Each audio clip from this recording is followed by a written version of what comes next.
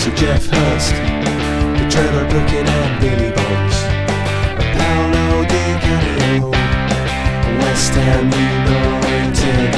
We celebrate our victories, we stick together in defeat. I'm proud of our history, West Ham United, more than just a podcast, more than just a podcast.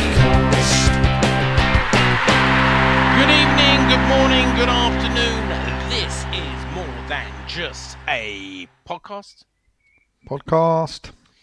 It is season 11. It is episode 36. We are nearing the end of the season.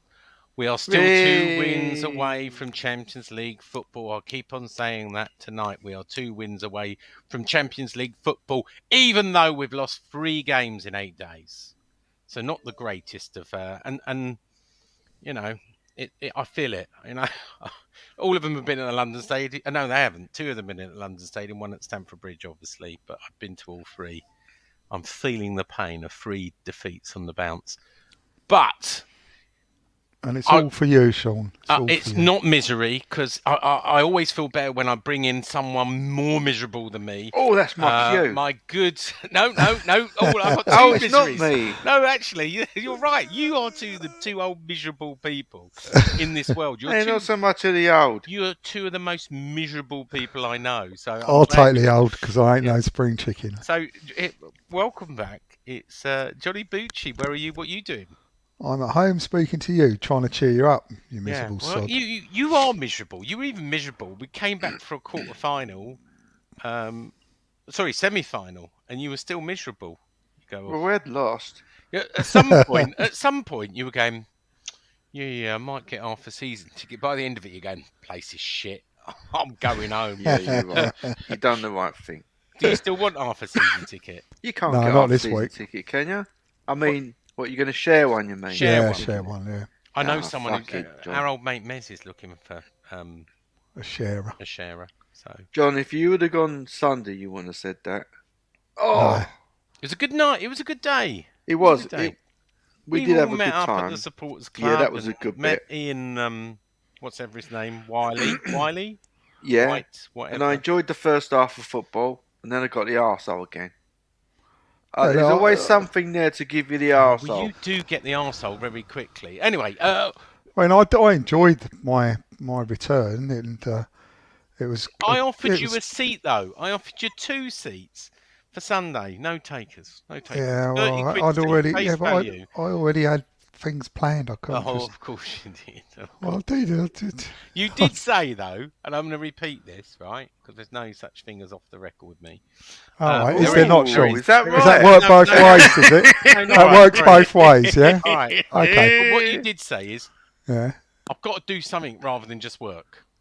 Yeah, no, that's true. That's true. Right, so I was saying this to... by the way, hello, Canning Town Len, where are you? What are you doing? I am tuning in my Woody box to get the Bournemouth game, doing a podcast with you, in the lounge, just cleaned up after doing a whole day of painting, and I loved it. Every goddamn stroke. What I was about to say, and I lost the emphasis there, was nice. What you're going to do on a Saturday. You were talking about giving up your season ticket, and then you said, I'm not so sure after we all met up at the support. Well, if it was always like that... And then I said, what are you going to do on a Saturday then? Stay indoors. I said we never play on a Saturday. All right, yeah, you did. You did say exactly which that. Is why we might be next season. Ticket. Well, we might. I don't want. Can't I don't want Conference League anyway. I'll be honest. I don't want Conference League. Call me a European snob, but I don't want Conference League. I'd rather have them at Thursdays and back. John and I can go to Curry Club, and Saturdays can be for football. Look, I did enjoy it. It was nice, but it was nice. It was the old adage that I used to say, it was a really good day out, sport by a game of football, wasn't it? Yeah. And it was just... Well, let me tell you a bit of a story. We met, by the way, Nigel will be joining us, Shedman, but he's running a little bit late. He's on the M25 or something, so he will join, but not at the moment. So where are you? What are you doing? I'm on the M25. All right, yeah, so good. And then I'll just do that. Shit, There you go. man. So he said. So let's start with you on the Frankfurt game. Your first day back, John. Yeah, It yeah. started at 2:00 in the afternoon for you, George. It did. Yeah, You we were did off start. cut. By the time I met you at the sports bar in Canary Wharf, you gave me a big card and you went, "All right, how are you doing?" And I always know you're a bit drunk then. Yeah, very much so. Well, we had a surprise because we went to Waterloo, and there's no pubs left. I was going to meet him in the sports bar at Waterloo, and that's gone. And then the whatever it is, the one downstairs, whatever that was called, is gone. So we ended up You went to walking. Covent Garden. Yeah, we went to Covent Garden to apparently the best pint of Guinness poured this side of London. Although it So wasn't, you said. it was nice, but it wasn't particularly. George was really pleased with it, but he's a connoisseur, is George. At the And you moment, saw some Guinness. Frankfurt fans. We did. A group of them singing and waving flags made us smile. I thought they were very well behaved, considering, apart from the flares. And I wrote a story about this. Came out retirement for one story. I thought they were very well behaved. The synchronised flag waving was some of the best I've ever seen. I was a bit aggrieved that we had to walk the wrong way around the stadium. Yeah, I see that was when I started to get the ache. But that wasn't their fault. That was police and overreaction by Yeah, security. that's how it's shit football stadium, isn't it? But they saw what happened. I asked the policeman, I think you saw. I said, "What's going on?" He went, "Well, after the problems in Seville, we weren't taking any chances, so we're blocking off this road." But I thought they were, we passed. Funny enough, walking the other way. I don't know how many Frankfurt fans we passed. You could spot them, biker jackets, slightly obese, Yeah, and speaking German. but I mean, in some respects, maybe I can understand that beforehand. But you have to bear in mind, this is what we said to them on the way out. I mean, they held our lot back, for about an hour and a half, 2 hours in Germany. And they got held back. No, we haven't played in Germany yet. Yeah, but Hello, Nigel. No, he means Leon. He means Yeah, I know what Hi, you mean. Nigel. So they got held back. But they for got that held amount of back, time. and there was So- a German announcement, and lots of people are asking why, a group of them were in by the press box. But as I said to Nigel on Sunday, Section 206, as confirmed by Met Police, is an official away section surrounded by stewards and police, which is the premium for UEFA. And apparently it's been that for every UEFA home game at the London Stadium. That's a designated away, because you can't force people, all away fans, to sit behind the goal. You have to give them some seats on the halfway line for the VIPs. True story, Right. bro. Well, And I what think there I'm was only saying is, few people. There were some German fans that got in, Frankfurt fans, but few and far between. From what I hear, it was mostly West Ham on West Ham fighting. That was the only dark. I troubles. wasn't even talking about that. What I'm saying is that why, if they were holding them back for a half an hour after the game, did they still make you walk around the ground to get out? Oh, well, they do that anyway. So we still went. Well, I hope you did as well. They didn't make us walk around the ground. That's Well, no, every yeah, game. they had to turn right and then off and first turn left. bridge. No, we do that. That's every single game, That's John. stupid. Yeah, we If do they're it being every held, single but if they're game. being held back, then let us walk the 2 minutes to get to the Well, I train think instead they of just 10 used minutes. it, and they didn't. We do that every time, but Anyway, that's the sort of shit that gave me the ache. So we got Nigel. Hi, Nigel. Where are you? Hello, what are you Nigel. doing? Oh, you recording? Yeah. Yeah. Oh, I thought that was just general chit We're, chat. No, yeah, we are We're this 9 minutes in, amateurish. mate. We're 9 minutes in. Oh, right. I'm in my shed. Diddly-did-diddy. There you are. Well done for getting out there. 5 peeper, George. Anyway, back to John. So you're half cut. How was your seats in the gods? Did you were in row 68? How was the view from there, John? That was brilliant. Yeah. It's very similar to my old view. Oh, was it? Was it? Oh, good. Good that. Oh, didn't what that means is you all bloody squeezed in together downstairs. Oh, how Oh. dare you! How very dare you suggest such an illegal and possibly Yeah, all right. Anyway, immoral thing. yeah. It was, Anyway, Yeah. I didn't see the first goal because I was watching all the guys with the flares. I And the missed the flags. first goal, yeah. Yeah, 20 seconds. So and that 50. sort of sucked the life out of it a little bit for a Well, it while. did spoil the sort of atmosphere It didn't did. after conceding within a minute. I was looking forward to this dynamic and all-action team that I've been watching on the telly, like, up close and personal. They didn't really.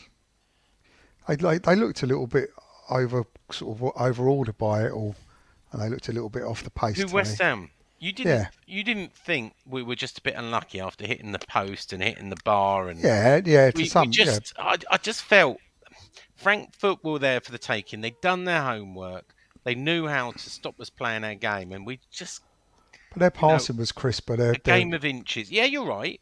But I thought They had set periods of quality, and they did it well. Where we just draw didn't or seem one, to be or 1-0 or a win the other way by one goal would have been unsurprising. I don't think they dominated.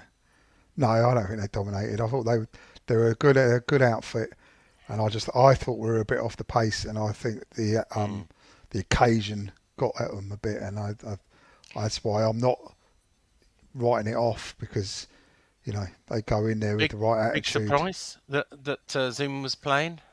Yeah, it was a surprise because we see all those updates from the training field the day before, and He had us on, didn't he, old Moyes? that was well done. I was pleased with that. Well, I did hint on it on the podcast last week. I hope you picked that up, John. Well, you weren't here, but Yeah, where were you last week, anyway?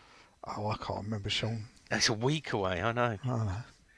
Anyway, anything else? We've got 2 games to cover. Anything else to cover about the game, the experience? Can we? No, it was good. It was good. I mean, the stadium was without doubt full up, and Fullest game, real attendance, I think, ever. And at times, there was the atmosphere wasn't fantastic. I think it was like continuously electric, as we've been told. I mean, our end, let's be honest, our end was so full, absolutely heaving, like too deep everywhere. And, everybody wanted to be part of it. But you couldn't see a seat free in the place. So, as close to 60,000, I think, as you can. Remember, I know those first games were very close with Bournemouth and Juventus, but remember it was only 54,000 at the time, or even 52.5. I can't remember. And other European games, although we filled most seats, It's the fielder game, wasn't it? they haven't filled 3,000. Frankfurt filled all of their allocation. Yeah. So I wouldn't be surprised, and they don't release this, if that was the game with the most real bums on seats ever at the London Stadium for a West Ham game. FOI. Go on. FOI. Oh, I will. Yeah, that's a really good idea. Yeah, I will. Freedom of information hits. But yeah, I mean, it was good, and I'd say. But you had a good night, yeah. I did have a good night. 51 quid that you paid. It was worth it, and I've not written them off. And did you get home all right? Because I know you had to go. You now live in the Outer Hebrides with George, don't you? Well, not with him. You live in a different town. Equally, you're in the Outer Hebrides. I was. Are you Surrey Hills as well? No, I'm not. I'm just the other side. Just the other side of Surrey. Yeah, I'm down in the Hog's Back area in the Devil's Punch Bowl. But I basically made a big mistake and didn't have any proper headphones, so I had to sit on the train on the way home. Schoolboy error. Yeah, it was shocking. It was I was very disappointed in myself. I catch up with some Netflix, Ozarks or something like that. But no, it was all right. It was all new experience for me. Good, so good. Welcome back, John. Welcome back. Thank you. If we move on to Len, look, I don't take any pleasure from asking this, but where was the Dark Troubles? All last week in the stand. Dark Troubles on Thursday. We'll go there. Oh, really? Yeah. In the stand. How many We'll arrests go were there. there then? It's a different type of dark trouble. On the day of the game, I thought, no, it didn't, but what I've seen, read, heard and found out, I think there was problems. Well, West Ham on West Ham, and the problem is, right, and I don't Is that mean not to be dark rude. trouble? I didn't say Well, it. but only when you get these big games, you get day trippers and people that don't usually come, so that they don't know the etiquette, and they either get coked up or boozed up, and people get a bit leery. People don't understand that people stand up. People don't understand people get leery, and altercations happen. When we first moved into London Stadium, it happened all the time. These cup games, it's been happening all the time. I would say Frankfurt is no different. But anyway, Len, Dark Troubles on Thursday. Yeah. I know you didn't Fans go. on fans. It wasn't what you expected, was it? If you're honest. Well, I only. Well, yeah, it was, but I also expected there'd be troubles at the bridges. Yeah, there which wasn't. I didn't, wasn't expect 50,000 police to be there. I must admit. There was the TSG. I counted, I think, about 25 TSG fans. They had riot gear and everything, but they weren't needed. I thought they were really good, humid fans, and we miss a little bit of the European razzmatazz that Razzmatazz. Well, it is. It's just a bit, and I hate to call it ultras or something, but the whole thing with the flares. That's from one of your early films, mate. The synchronized flag. I mean, the way the flags waved in unison at the bottom, and then when they stopped, the top ones took over, and it just went backwards and forwards. It was German efficiency at its best. No? If you like. Well, I just thought it was, and even their use of flares, they seem to be very considerate. When asked to, they put them in a bin. I know they didn't. When asked to, they didn't. Blokes went up to them with buckets of sands going like that, and they were giving them the old finger. Well, we were the ones, though, when we scored, to throw one on the pitch. They didn't throw any on the pitch. But anyway... let's talk about the game. Let's not talk about Dark Troubles, because you weren't there, but Nigel can when we come to him in a minute. Obviously you've been on your boycott watching from home. What did you make from your comfort of your armchair then? What did I make of it? Well, it feels like a long time ago now. What did I make of it? I suppose did we deserve to lose? Great. Did we deserve? They were the better team. Yeah, they were the better team. Right. But what you got to say is, you would agree with that, didn't you? You do think they were the better team? I don't. Oh, all right. No. Okay. Well, I thought we were, and us to still be in the tie, when we were up against a better team, and have a chance to turn it around on the night is pretty impressive. So I hope he's not all lost. Yeah. But I think going forward, they had something that we didn't. They had, and let me tell you why I don't think they're the better team. We had 53%. They had 47%. We had 15 shots, 2 on target. They had 8 shots, 4 on target. We had 8 corners. We should have done better on those 8 corners to their 3. Yeah. They found 10 times. We found 3 times. I just felt they were there for the taking. I didn't think they were as good as Leon. We turned over Leon. What?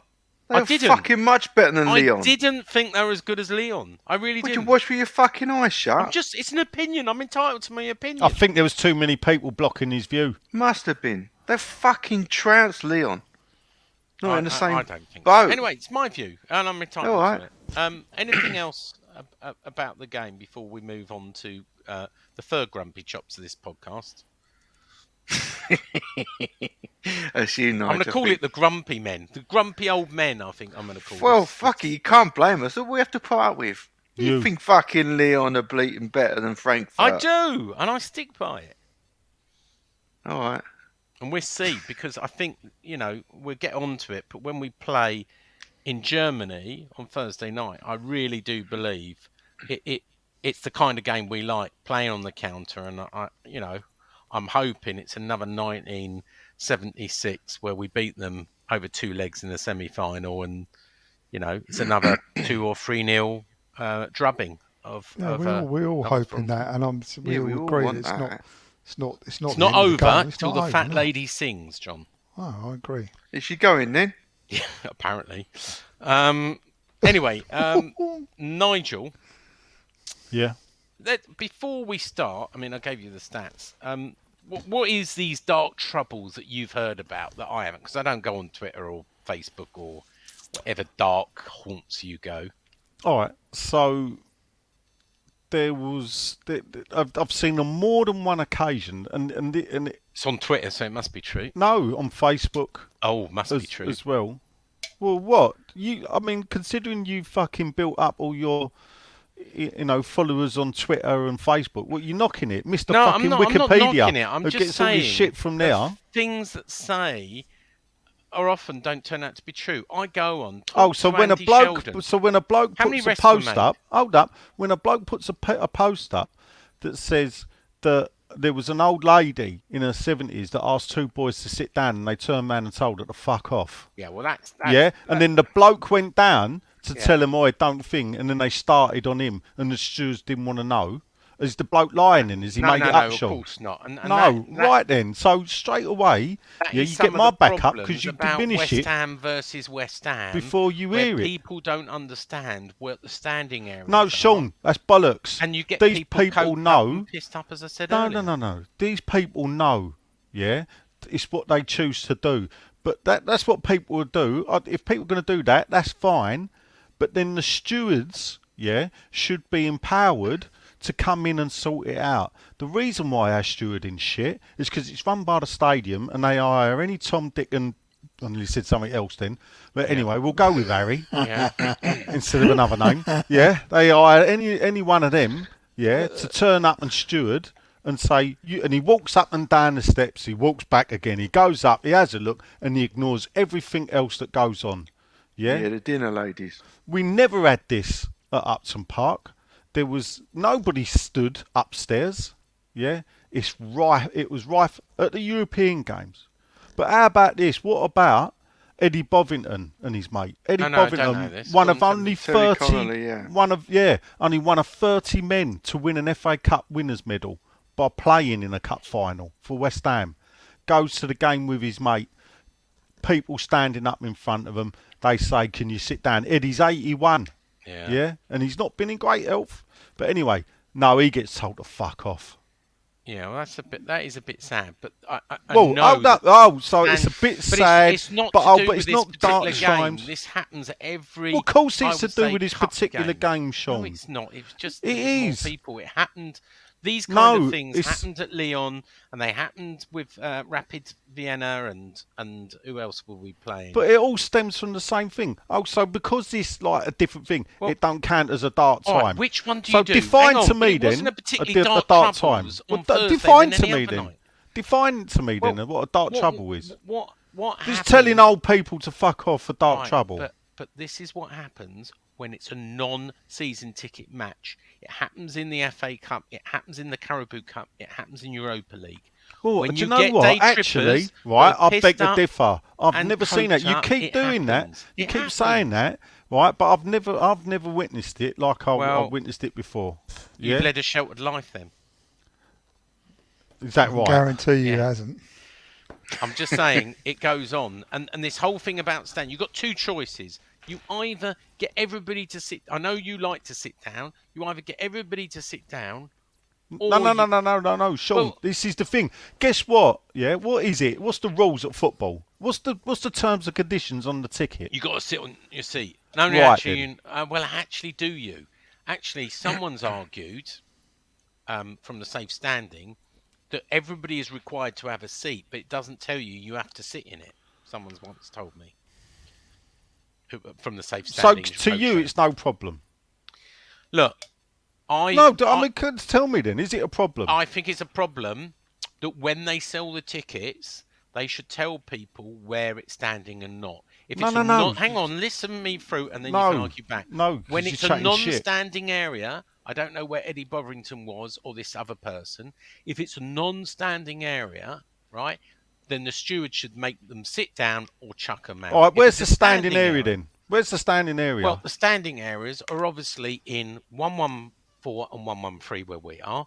They're in Trevor Brooking lower and Bobby Moore lower, and they're the other side of the west stand towards Bobby Moore lower, and the other corner. Is that the designated standing area? That then? is the area where everybody Is stands. that no? and Is that a designated It standing is area? tolerated. It's It is tolerated by you, Sean. Tolerated by the stewards and tolerated by the club. But then there's a problem there, then, isn't it? The reason why it's Sean, they tolerate standing wherever they like. They do fuck all. It's the biggest waste of expense ever at the London Stadium. Instead of having peoples with lollipops saying stop and go that after people ignore anyway, yeah, and they fucking hide one steward behind another as if they're going to jump out on you, why not put them, train them properly and have them in the ground? And, Right. and Can I if ask you a do it question? properly, you don't Just to end up move on with to things this, like right? that. We accept that no one should have tell old people to fuck off when they've just asked them to sit down, right? That's wrong. Let me ask you a question. Did you personally see any trouble on Thursday night? Did I personally see trouble Yeah. Thursday night? No, Yeah. but I was sitting with all the granddads, wasn't I, over on the east side. Okay. John, did you personally see any trouble on Thursday night? No, I didn't know. Okay. Thank you. I'm just saying. I'm not saying it didn't happen in individual, but you got some idiots in all No, games. but there's more to, and this is the thing. This is a snapshot. It's going to be multiplied loads of times. There's going to be old people, or there would be people that couldn't stand up. Yeah. That were forced to, but I don't not- think anyone should stand up in upstairs. It's been banned. The safety, banned. It has been Banned. banned. Yeah. Oh right, but hold up. I thought they'd just give you a seat and then now No, you're in the lower it's yourself, tolerated. innit? In the lower it's tolerated. Hold up, but you it just seems- said when Yeah. I said that standing's not allowed, you went, I said it's condition of the ticket. You went, no, the condition's a seat. But to be fair, it was the same at the Upton Park, wasn't it? It was the same conditions, but everyone knew where we were. You Nobody stood stood up. But upstairs. people do Yeah, look the safety advisory board because we look standing is done across up and down the country. The safety advisory board want to stand out in the upper tier because the rake's big and it's dangerous, and that's why they've put some extra barriers because they think someone could get killed. But then why are loads of people standing up? Every... Well, they shouldn't do, and the stewards aren't doing their job. If you're saying Eddie Botherington was on the upper tier and this other person was on the upper tier, then they're not doing their job. Do you know where he was? No, I don't know where he was. All right. Anyway, But I know, yeah.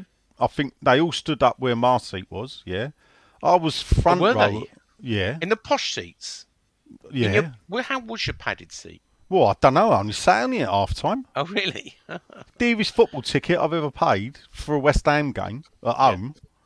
I've paid more for cup finals, but I've never paid that much money. In fact, it's nearly double what the dearest I've paid. I worked out the dearest I'd paid for a ticket previously, I think, for an individual game was 45 quid. So, I mean, I was brought up. The mantra was, pay the least. Yeah? I'm sure the person you bought it off is listening. They will know it's reassuringly expensive seat. So, yeah.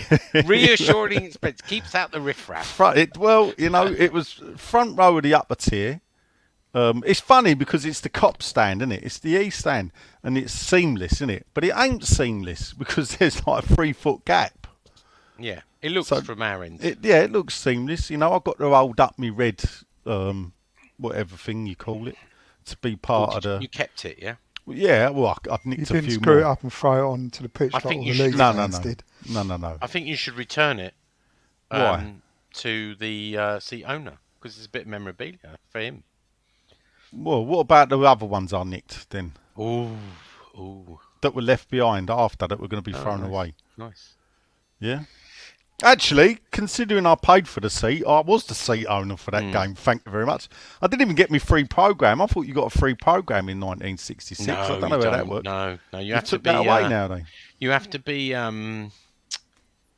Well, even then, I think they give you a voucher, Oh, was it? Yeah. and you have to take the voucher and go and claim it. Did you and see the queue up. queues for the program? Oh, that was ridiculous, wasn't it? No. There was about 50 people queuing for a program. But Day trippers. well, but then again, but that's I don't know what the answer is. To be fair, There's no look. I get what you're saying. It's wrong. I don't know how I. the would Eddie feel. Botherington thing. I don't really want to go there actually because I've been told something else that's a bit private. Yeah. But actually, it shames the club. Yeah. It I know- absolutely I know about nailed that on. too. Yeah. Shames the club and the treatment. He had to get his own ticket. Yeah. Yeah, and this is the thing, Yeah. I don't knock all these celebrities that get in because I suppose if I was a celebrity in West Ham said, do you want to sit in the dear seats and not pay? I'd go, yes, show me my fucking seat. Yeah. No, let's I not think dress it up. Considering a lot of the old boys are up there, I would have given all the 1960 European 64, 65 people. I've given them all a ticket. For that night. and this is the thing, and he did contact. You know, there was contact between the club Yeah, and I'm that, sure. and they did fuck all for him. Yeah, I But know they it can- goes on. I've spoken to Eddie myself before, as you know. Yeah, but we know who it is running it, isn't it? That Yeah. fucking dickhead. Yeah. Yeah. You have to narrow it down, Nigel. I know there's a lot of them at the Oh, club. we're not going to name him because I think that's a bit unfair, even though he's done us no favours ever. No, in the Stuart world. and his name. But No. I won't name him. No, his name's not Stuart. Oh, all right. Well, he's lucky then. I can't What remember is his name, Nigel? I've forgotten his name. I was fishing there. I just. But anyway, it's you know, they have got an ex-player liaison, and if Yeah, that is the it's case, the same person. yeah, I know who it is. I just can't remember his name, and you're lucky I can't remember his name because I would fucking read it out. Yeah. Because I think that he's a gutter snipe, and that's Yeah. me being polite. All right, well let's move on to the game. Well done from watching from your posh seat. Did you? Was it a different perspective watching from the halfway line? And Undoubtedly, yeah, yeah. I could read the players' names. yeah. I'll tell you what I saw actually. That, Would you sit there every week? Money no object, you know. Money Forget no about the objects. Yeah. Yeah, I probably would. But Did you not miss? Did you not miss being able to see the formation and the build up of the game? When I've sat in Gods of Things, it's a different. Do you know what it was? It was because it was front row of the upper tier. I think it was the ideal place for me. It did remind me of my seat at Upton Park, even though mine was behind the goal, because I was row 3 at Upton Park in the Trevor Brook in upper, which was a stand that was very close to the pitch. So even though I was upstairs and row 3, I was like 30 foot in the air, 10 foot from the touchline. Now, obviously, this is further back, but when I compare it to my perspective being miles away, as I am, I saw Declan Rice play a totally. It sort of improved my admiration for Declan Rice and the way the man plays football, because I think I saw up close for the first time the touch on the ball, the way he seems to run at a 50% less pace than everybody else around him, but do twice as much with the ball. And the power. That's what I know. He's so powerful. And his touch with the ball, he's not flustered. He'll have 2 blokes round him, and he'll just turn round, and not in a quick way, but in a measured way, lays it off, plays it inside, runs through. I just thought he was outstanding that night. And, I just, for me... Leon, better team. You agree with me? Well, we were playing Frankfurt, Sean. I know, So, but the comparison. oh, right. I think Frankfurt were better than Leon all day long. Okay, all right. I'm in the minority, as usual. Yeah, they were all day long. They were better than Leon. Frankfurt have had a funny season. They've thrown their eggs in to the Europa League almost from the middle of the season, and they've let the Bundesliga slide. Yeah. Which is a pass side for me, because it means Cologne, who was sitting in 6th spot, looked like we could be nicking Europe, where for the last few years we've been where Frankfurt are, or lower. So, but they made 8 changes yesterday for the game. They really it's- rested everybody, didn't This they? is the thing. It means this is bigger for them. So I hear this is bigger for them than as big as for them as it is for us. Being in the but this is the semi-final. thing. Europeans look at European football as like a pinnacle. So if you take the Bundesliga for a stance, for the past 10 years, the same teams won the league. Yeah. Possibly, the way it's going, for the next 10 years, the same team's going to win the league. Yet, the attendances are high. The football experience is better than the Premier League. And the fans, and you can just see by the amount of fans that turn up at their games what it means to them. So why has that not gone stale? Because they run football the right way. But not only that is, they realise the importance of European football and testing themselves against European teams. I think British fans are snobby. Look at the way a lot of people, probably you included, will look at if we qualify for the Conference League. Yeah, They'll be snobby about it. You know, we'll be snobby Well, about it. I think some people don't even care too much about. I was talking to a Liverpool fan earlier, a real big Liverpool fan at my work, and I said, "Are you on for the quadruple?" And he said, "Nah." He said, "We'll win the FA Cup." He said, "We've obviously won the League Cup." He said, "And we'll probably win the Champions League." He said, "But the real one I want to win, we won't win." He said, "City will nab the Premier League." And I said, "Well, hang on. So for you, winning the Premier League is bigger than the Champions League?" He said, "Absolutely, absolutely." Well, I would hazard a guess that he's in the minority there of Liverpool fans. I think because of their history with the European Cup and the Champions League, they've won it 6 times, which I think He obviously puts lives them, in Surrey, so yeah. he's, Well, there he's you not go. from Says Liverpool. it all, isn't it? John excluded, and George. We all know what Surrey fans think about football and how they do it. It's because they've got no clubs of their What own. do you mean? What do you say? Thanks, Sean. And Yeah. Sean, you live in Leatherhead, that's Surrey, isn't it? Yeah, No, yeah. what I said was you two excluded. 'Cause And he's excluding me. He's including me in the in the right. detrimental He's fact excluding that you. Surrey football fans, because you've got no clubs of your own, have you? We've got Frankly. Leatherhead FC. We've Well, got there you go. Dorking FC. Yeah, that's why everyone, Kingstonians. The why everyone- powerhouse. everyone where we grew up and lived was supported Chelsea. Yeah. Sutton United. So I think that most Liverpool fans would be looking at the European Cup as being the pinnacle, bit like Real Madrid. Real Madrid are known to sack their managers after they've won the league because they didn't win the European Yeah. Cup. So Anyway, you know. it's not a Liverpool podcast. I brought it up. Back to the game. Before the game, your mate, who you told us about, and I'm sorry I did repeat some of it, but only what was in public about Peter Fisher. He walked down right in front of us. You probably didn't see it from your end. No. Walked right in front of us. No one knew he was. So he came and sort of clapped the Frankfurt fans in the lower and walked right in front of the West Stand. And I grabbed a picture of him, as I know you saw, and you went, "I bet you don't. Who's that?" And I went, Yeah, I "Peter didn't know Fisher." you knew Of who course he I was, did. yeah. Why would I zoom in on an old man? Well, I did wonder if like what you But was you know, doing no there. West Ham fans, if they knew who he was, Yeah, give him they dogs would have been abuse. giving him grief. But no one knew who he was. But he looked a very old man, and he just wandered down there, clapped, and sort of limped back to his seat. What did you make of the game then, Nigel? Do you know what? I thought their fans were the best set of fans we've had in that stadium. Yeah, For a I would start. agree. Hands down. I thought it was tense at times, entertaining. I think West Ham years ago may have buckled over conceding a goal after 50 seconds. I was proud of the way that we played. It was disappointing for them. I thought the second goal for me was a bit more disappointing because we allowed them play through us. They like to catch on the break. They're a bit like us in a way. Yeah. They prefer teams to have possession and catch on the break. There they didn't. They sort of did like a Man City where they played around us in front and then played it through. I didn't. Outclassed or unlucky? Which No, one we were? weren't outclassed. I mean, you got to be unlucky to turn around.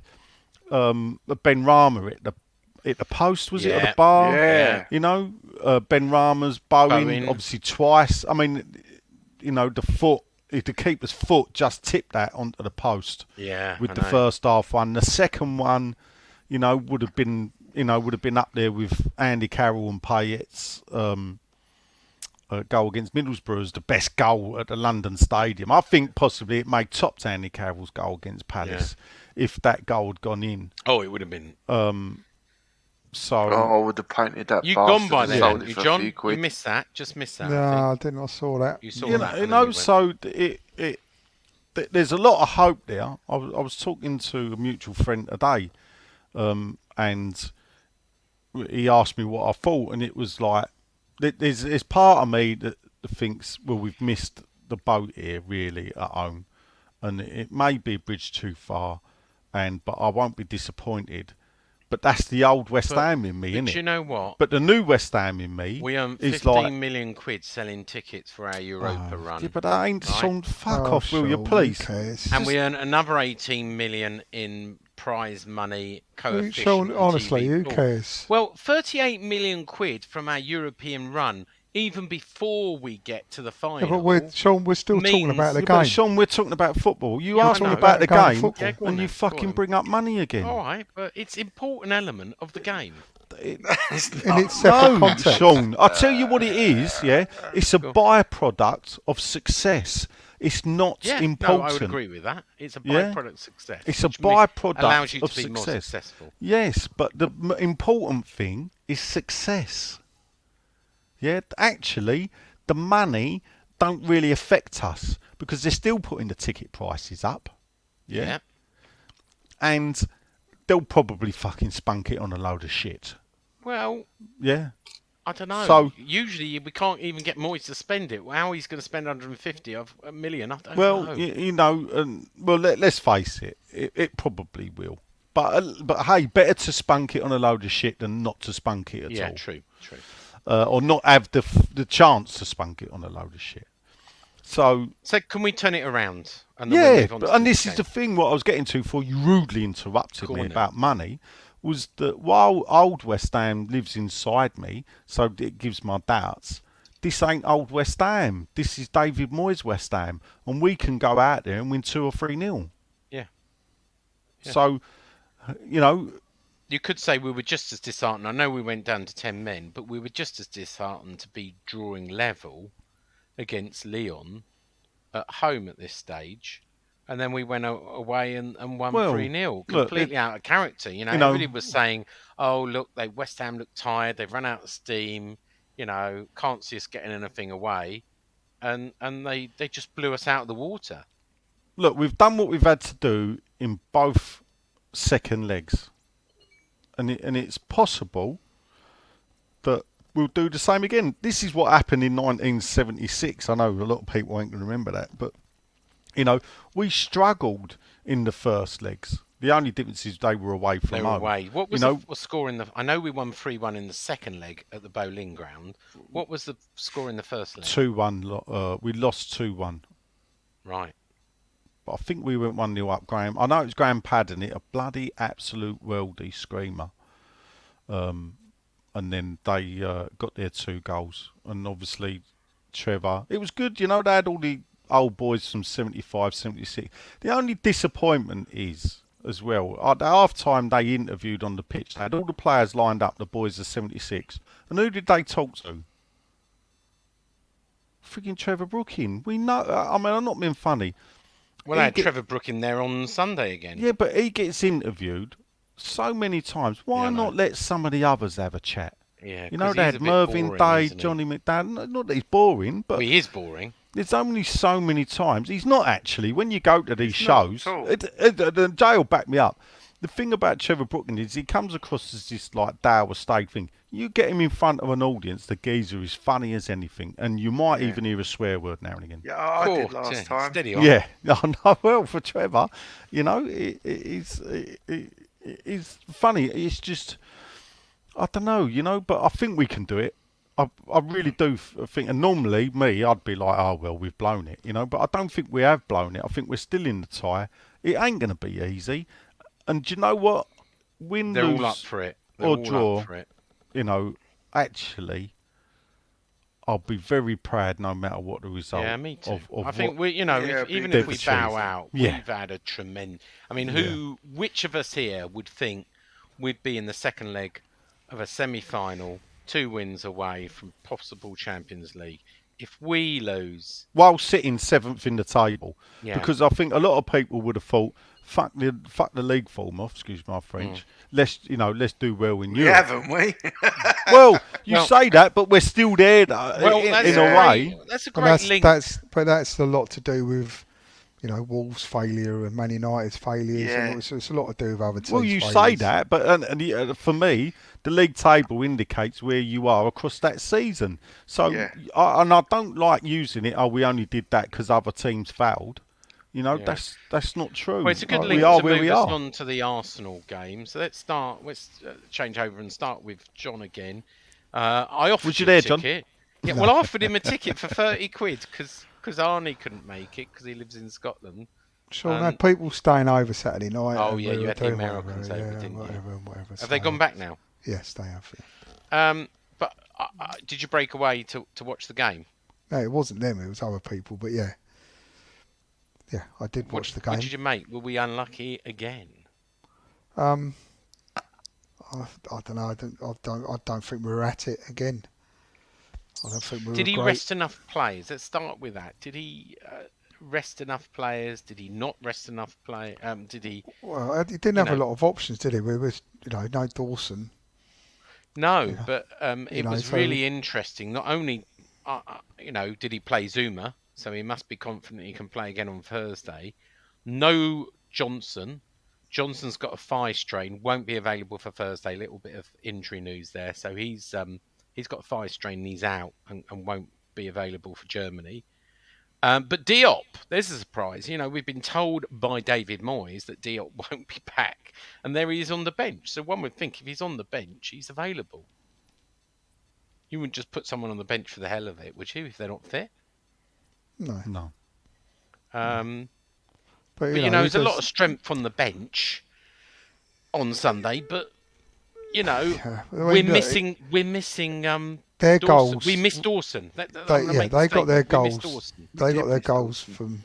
from set pieces, which we've been very good at defending when we've got a full set up a team and we've got the right players on the pitch. And we didn't have them on there, did we?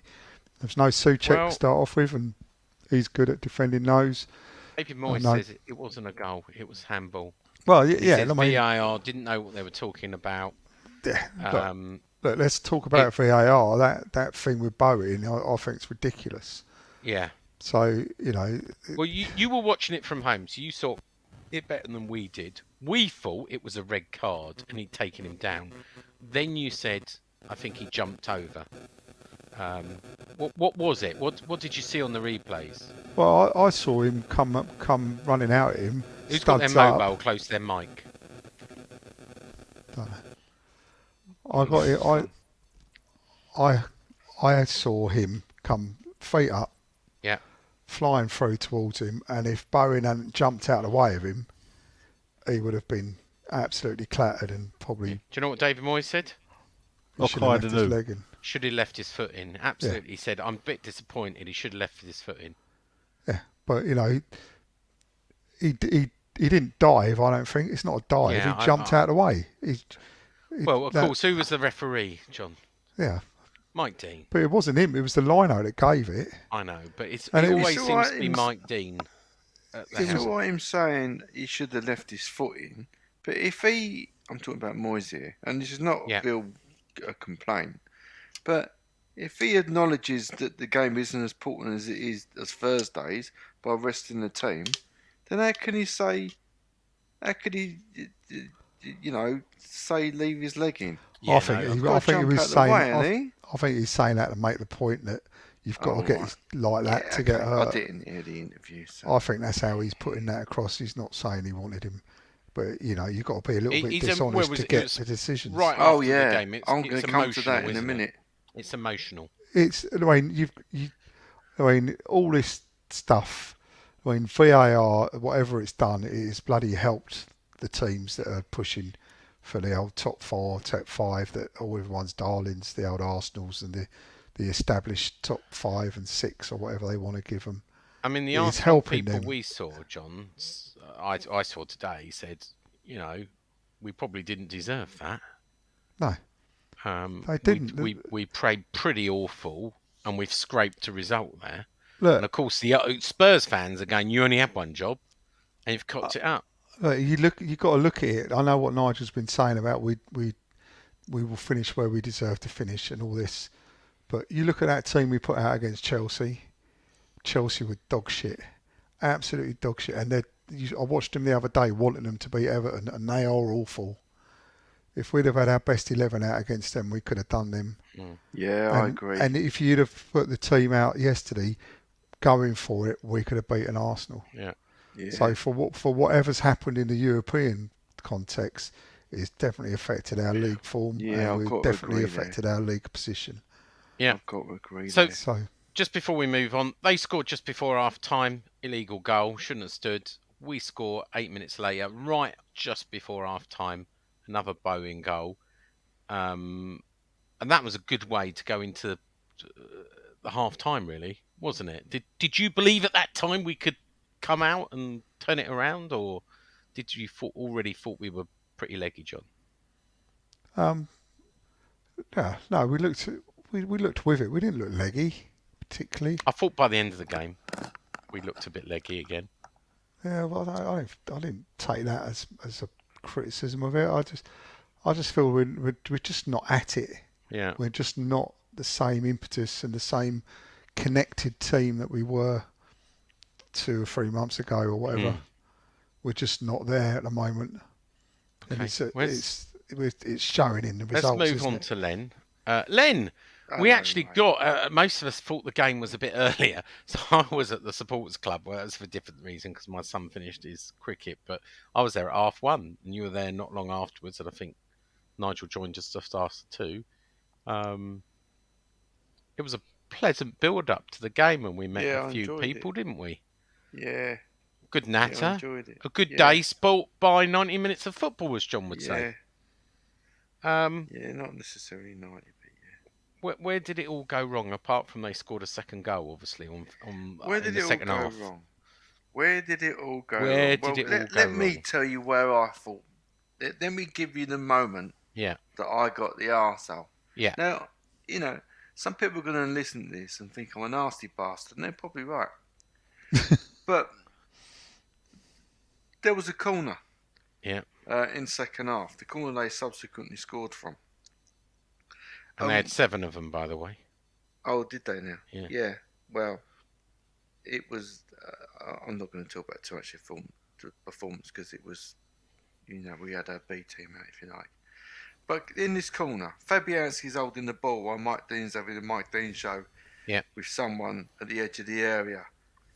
And he's holding the ball, Fabianski. And I said to the guy in front of me, I said, Fabianski needs to throw that ball right at the barrier. Find the nastiest fucker in the ground at the front and throw that ball there. He don't want to be holding it because Saka's got to go to the ball and get the ball back. Means he's got to go to the crowd because he didn't want to go to the crowd. And Saka has missed a penalty for England. So he don't want any crowd interaction, but he was getting a lot of grief, wasn't he, Saka? Well, I didn't hear any. Oh, really? And I don't think there's enough grief. Yeah, he was getting grief over our end. Oh, was he? Well, even more reason. You let your country down, mostly. Well, yeah, but I heard that didn't really take off. I couldn't hear that. In our corner it did. But... Okay, well, that's where I wanted him to throw it. Yeah. Anyway, he didn't throw the ball. Corner comes in, and they eventually score from the corner. But the point I'm trying to make was, you asked me where did it all go wrong. It's just wasn't an intimidating London derby, and we paid the price. And I think that's where it goes wrong. And there was a comment on Twitter. Kev, one of our, I don't know if he's a listener or not still, but he pointed the finger at the crowd, saying, if you went today, you need to have a hard look at yourself in the mirror because there was no atmosphere there. But there's never an atmosphere there. Well, there's a lot of empty seats, and I don't know if it was because there's been 2 games, but this is the second to last home game of the season. There was and it's a London derby, Arsenal game. There were so many empty seats on Sunday. Yeah, and the John's alluded to my point. We've played Arsenal and we've played Chelsea. Frankly, and don't get me wrong, I'm not saying I don't want to be in Europe, but if we weren't in Europe, we'd have beaten a pair of them. Yeah. And we could have, if we weren't in Europe, we could have had a good run at top 4 this year. We really could have. And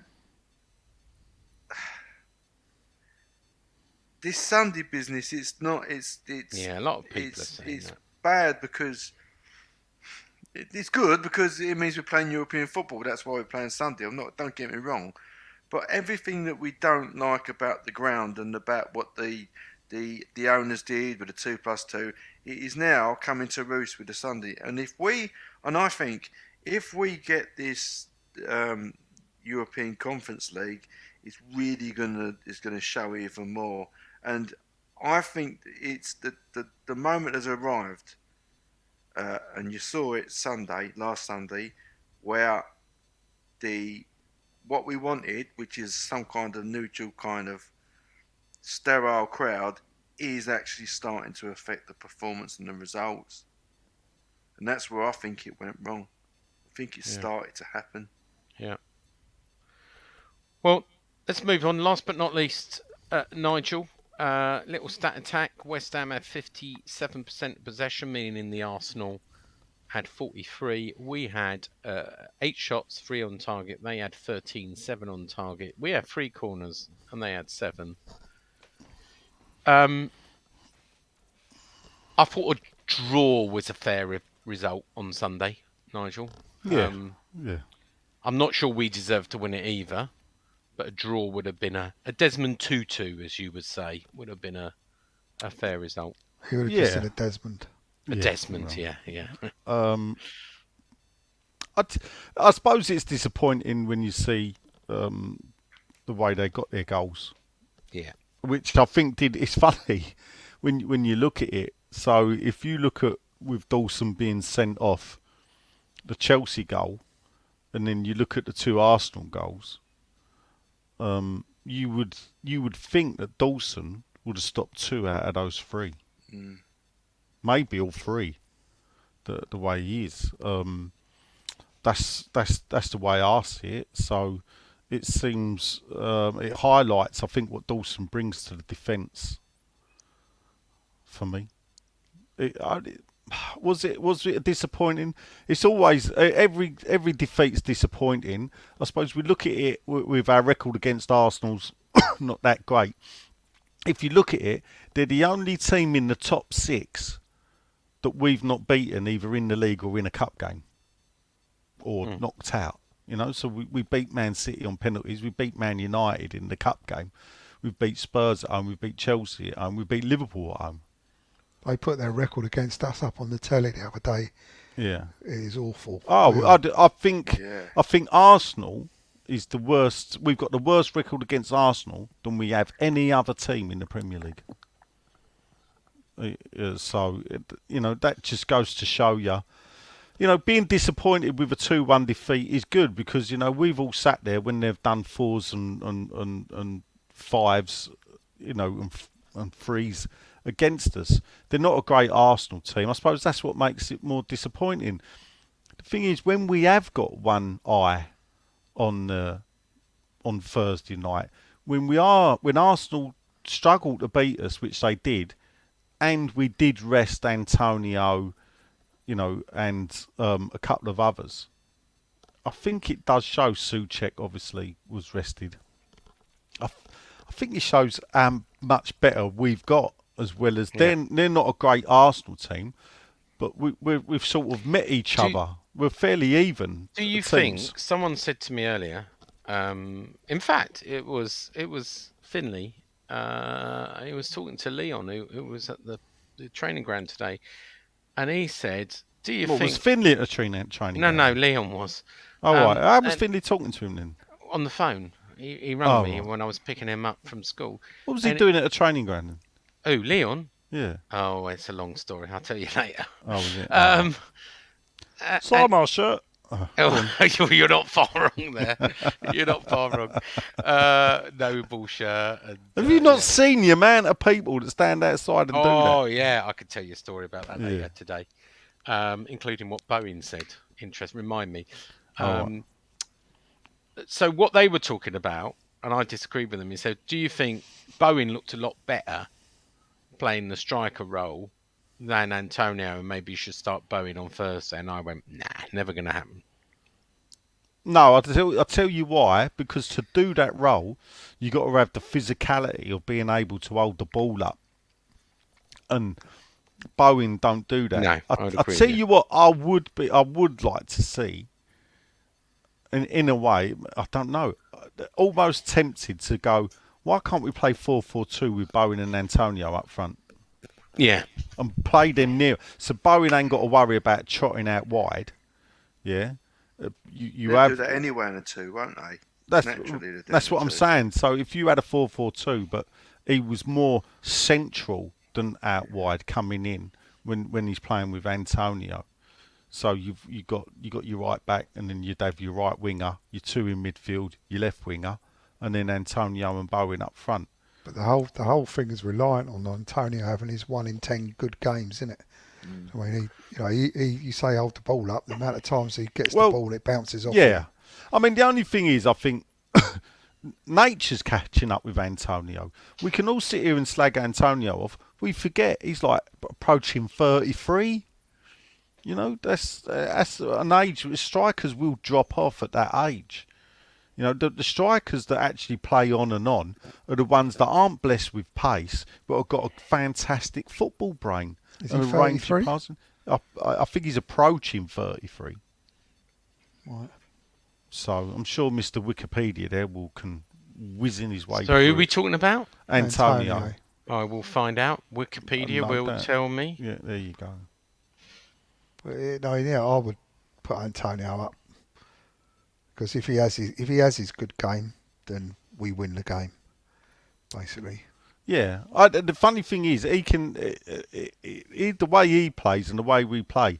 It's not about him scoring goals. He's 32 and will turn 33 in March next year. March. All right. Well, he's only just 32 then. All Yeah. right. But that's still on the downward slope right, for a striker. Right. You are right when you're saying his importance is more than scoring goals when he's on it.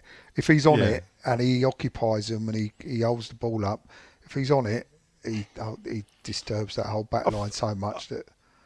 I think the problem with the Frankfurt game was he had bloody 3 of them to deal with, and we didn't get close enough to him at times. I think that was the problem. They played a back 3, and we didn't really get him to support. And the bloke weren't no mug that was marking him. He was, nudging him, pushing him, using his body to, he must have committed foul upon foul on Antonio. But the bloke that was marking him was as physically strong as Antonio was. And I think that's where he struggles there. If he's got someone he can dominate, he's all right. If he's not, he's sort of been nullified and taken out of the game. And that's what happened in Frankfurt. But... I don't know, is it disappointing? Can we still get 6? Well, mathematically, yes, of course we can. Of course we can. Will we? Probably not. But then, and this is the thing, there's going to be, at the end of the season, we'll sit down, we'll do an end of season review. We can look and say, well, if we'd have done this, we could have got this. Is it a missed opportunity? I'm not sure. But to finish 7th and it's the 6 teams that finish above you are the money teams. I mean, I was listening to the Price of Football today, and they were talking about Tottenham Stadium and the money it generates. Yeah, listening to you listen. You think, well, it really does make our move to the London Stadium look a bit stupid in my eyes.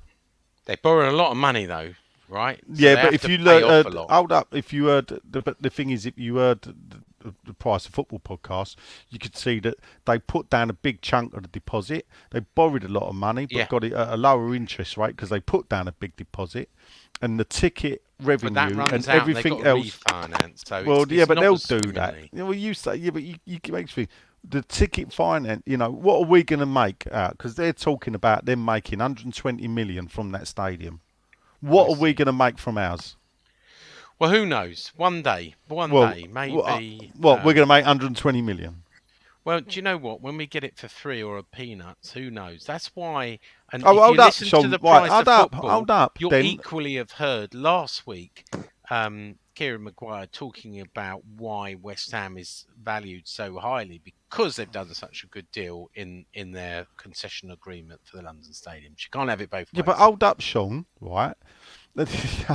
I'm sorry to pick you up here. You're talking about value of West Ham to actual income of Tottenham Hotspur. I know what I would rather, because the value of West Ham means fuck all to me, Sean, because it ain't going in my pocket. It's going in Golden Sullivan's, yeah? If they decide to sell. Where the cash flow goes into the club, and I suppose in a way does directly benefit me, because it will buy better players. So it's all right sitting there going, oh, well, the value of West Ham's worth more because we got such a good deal, we don't pay rent. But the fact that we've done that means we don't earn 120 million out of the stadium. And let's just say we do take over the London Stadium and we do have 66,000 seats. How are you getting 120 million pound out of that? I'll tell you how. You got to charge cheapest ticket 50, 60 quid a seat. That's what they do at Tottenham. The problem you got at London Stadium is that our furthest seat away is halfway down towards Seven Sisters when compared to Tottenham Stadium. Yeah, so your distance from the pitch far exceeds everything else, and it is all conducive. Otherwise, why are they bringing in a £300 season ticket, even cheaper season ticket, to sit at the back row? We know why they're doing it, because they want to claim, oh, we got the cheapest season ticket in the Premier League. You know, it's total nonsensical. But in the same breath, David Gold and Sullivan will sign off on a £300 season ticket, and then he'll email you later going, well, the reason why we're not doing so well is because we don't get income from the season tickets, because we can't charge as much. Well, that whole, funny enough, that whole West stand, and I was talking to some people, even that sit on the Independent Supporters Committee or whatever they're called, and who are being moved, and that West Ham really. They want that to all be premium and corporate, right? We're a bit of an annoyance to them that they sold it so cheaply, and they've got a bit of a problem. They'd like that whole West End lower to be corporate, really, or expensive seats. Slowly, that's gonna happen, I think. I know. I don't want to keep sounding That's like the same broken record and everything, but a lot of aerials in that stadium that we suffer today go all the way back to the way they sold it, Sean. 2014. And it will hang round their neck like a noose, and so it should. And hopefully one day I look forward to when it bloody strangles them. Well, I think they'd be dead before that. Anyway, let's move it on some news, because I know you've put in some questions and there will be a lot. So here's the news section. It's wood. So funny enough, I said Leon was at the. I don't think you need to touch wood, mate. It's definitely going to happen. It's a banker. It'll be one down soon, and apparently one to go. I haven't read this rumour, but apparently Cresswell's been linked to Liverpool. Has anyone heard that? Yeah. Well, it was new to Cresswell because Leon asked Cresswell. Because apparently he's bought an house. Yeah, Liverpool. He comes from Liverpool. So he asked Cresswell, he said, we hear there's a rumour you're going to Cresswell. He said, it's news to me. And they said, well, so is there any truth? And he said, no, absolutely not.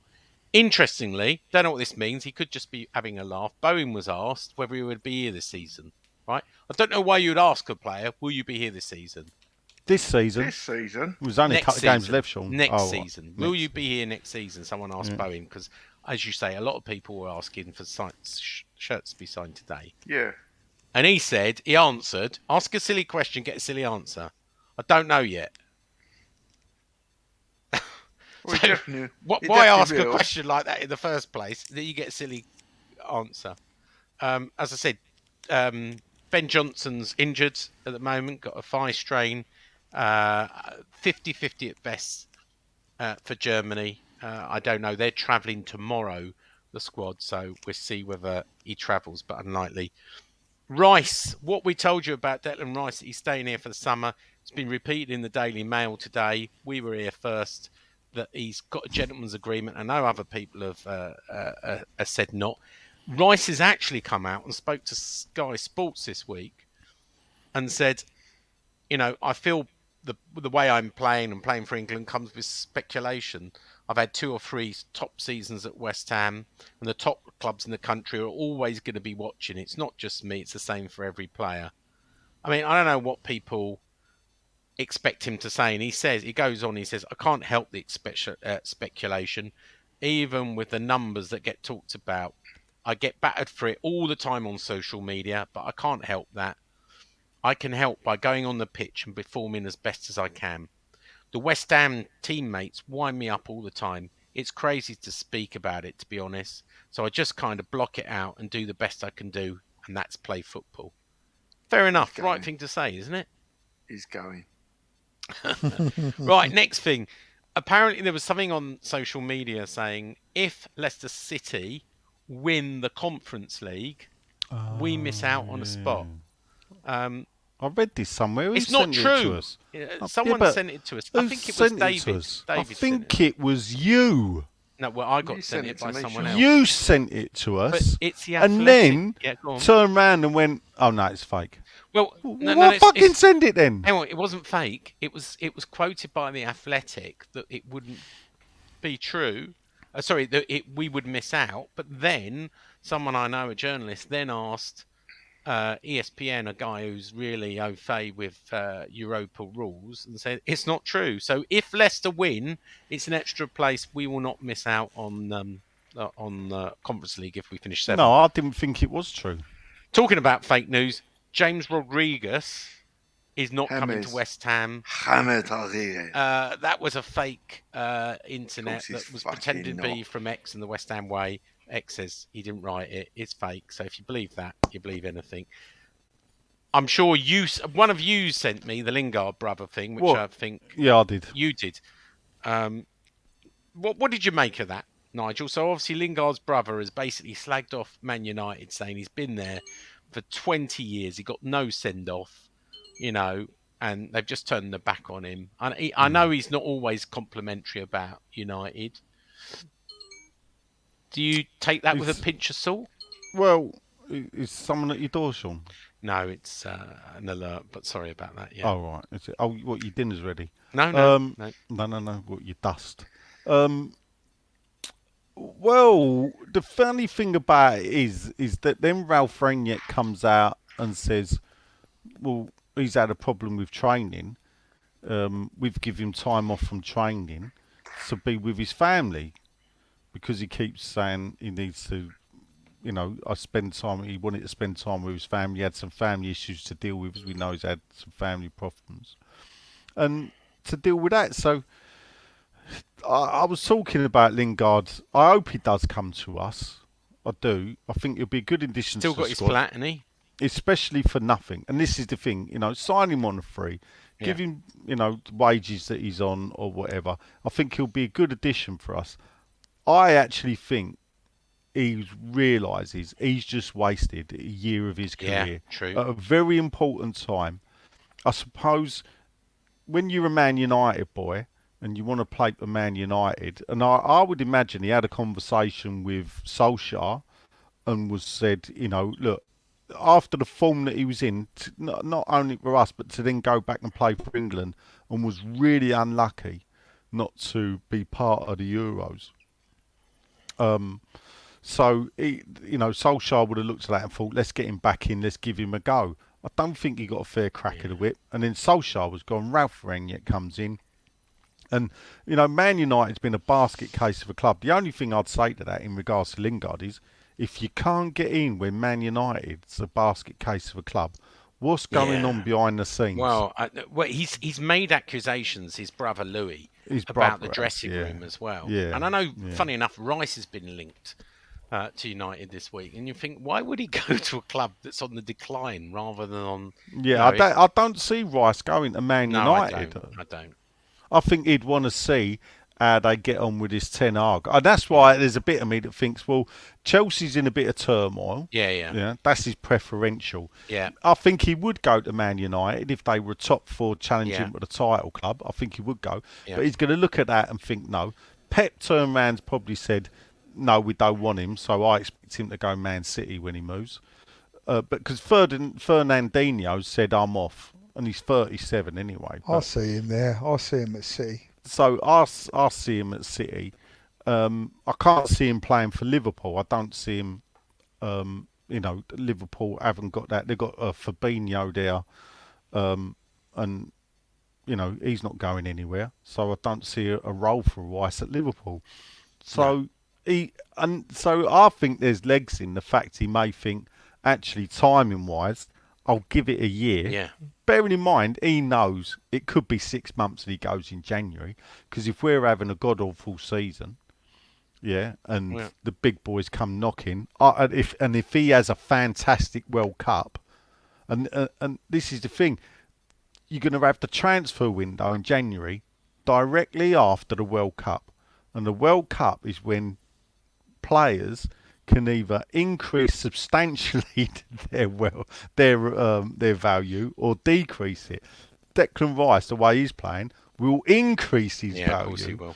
So actually, West Ham would do well to try and keep him until the World Cup.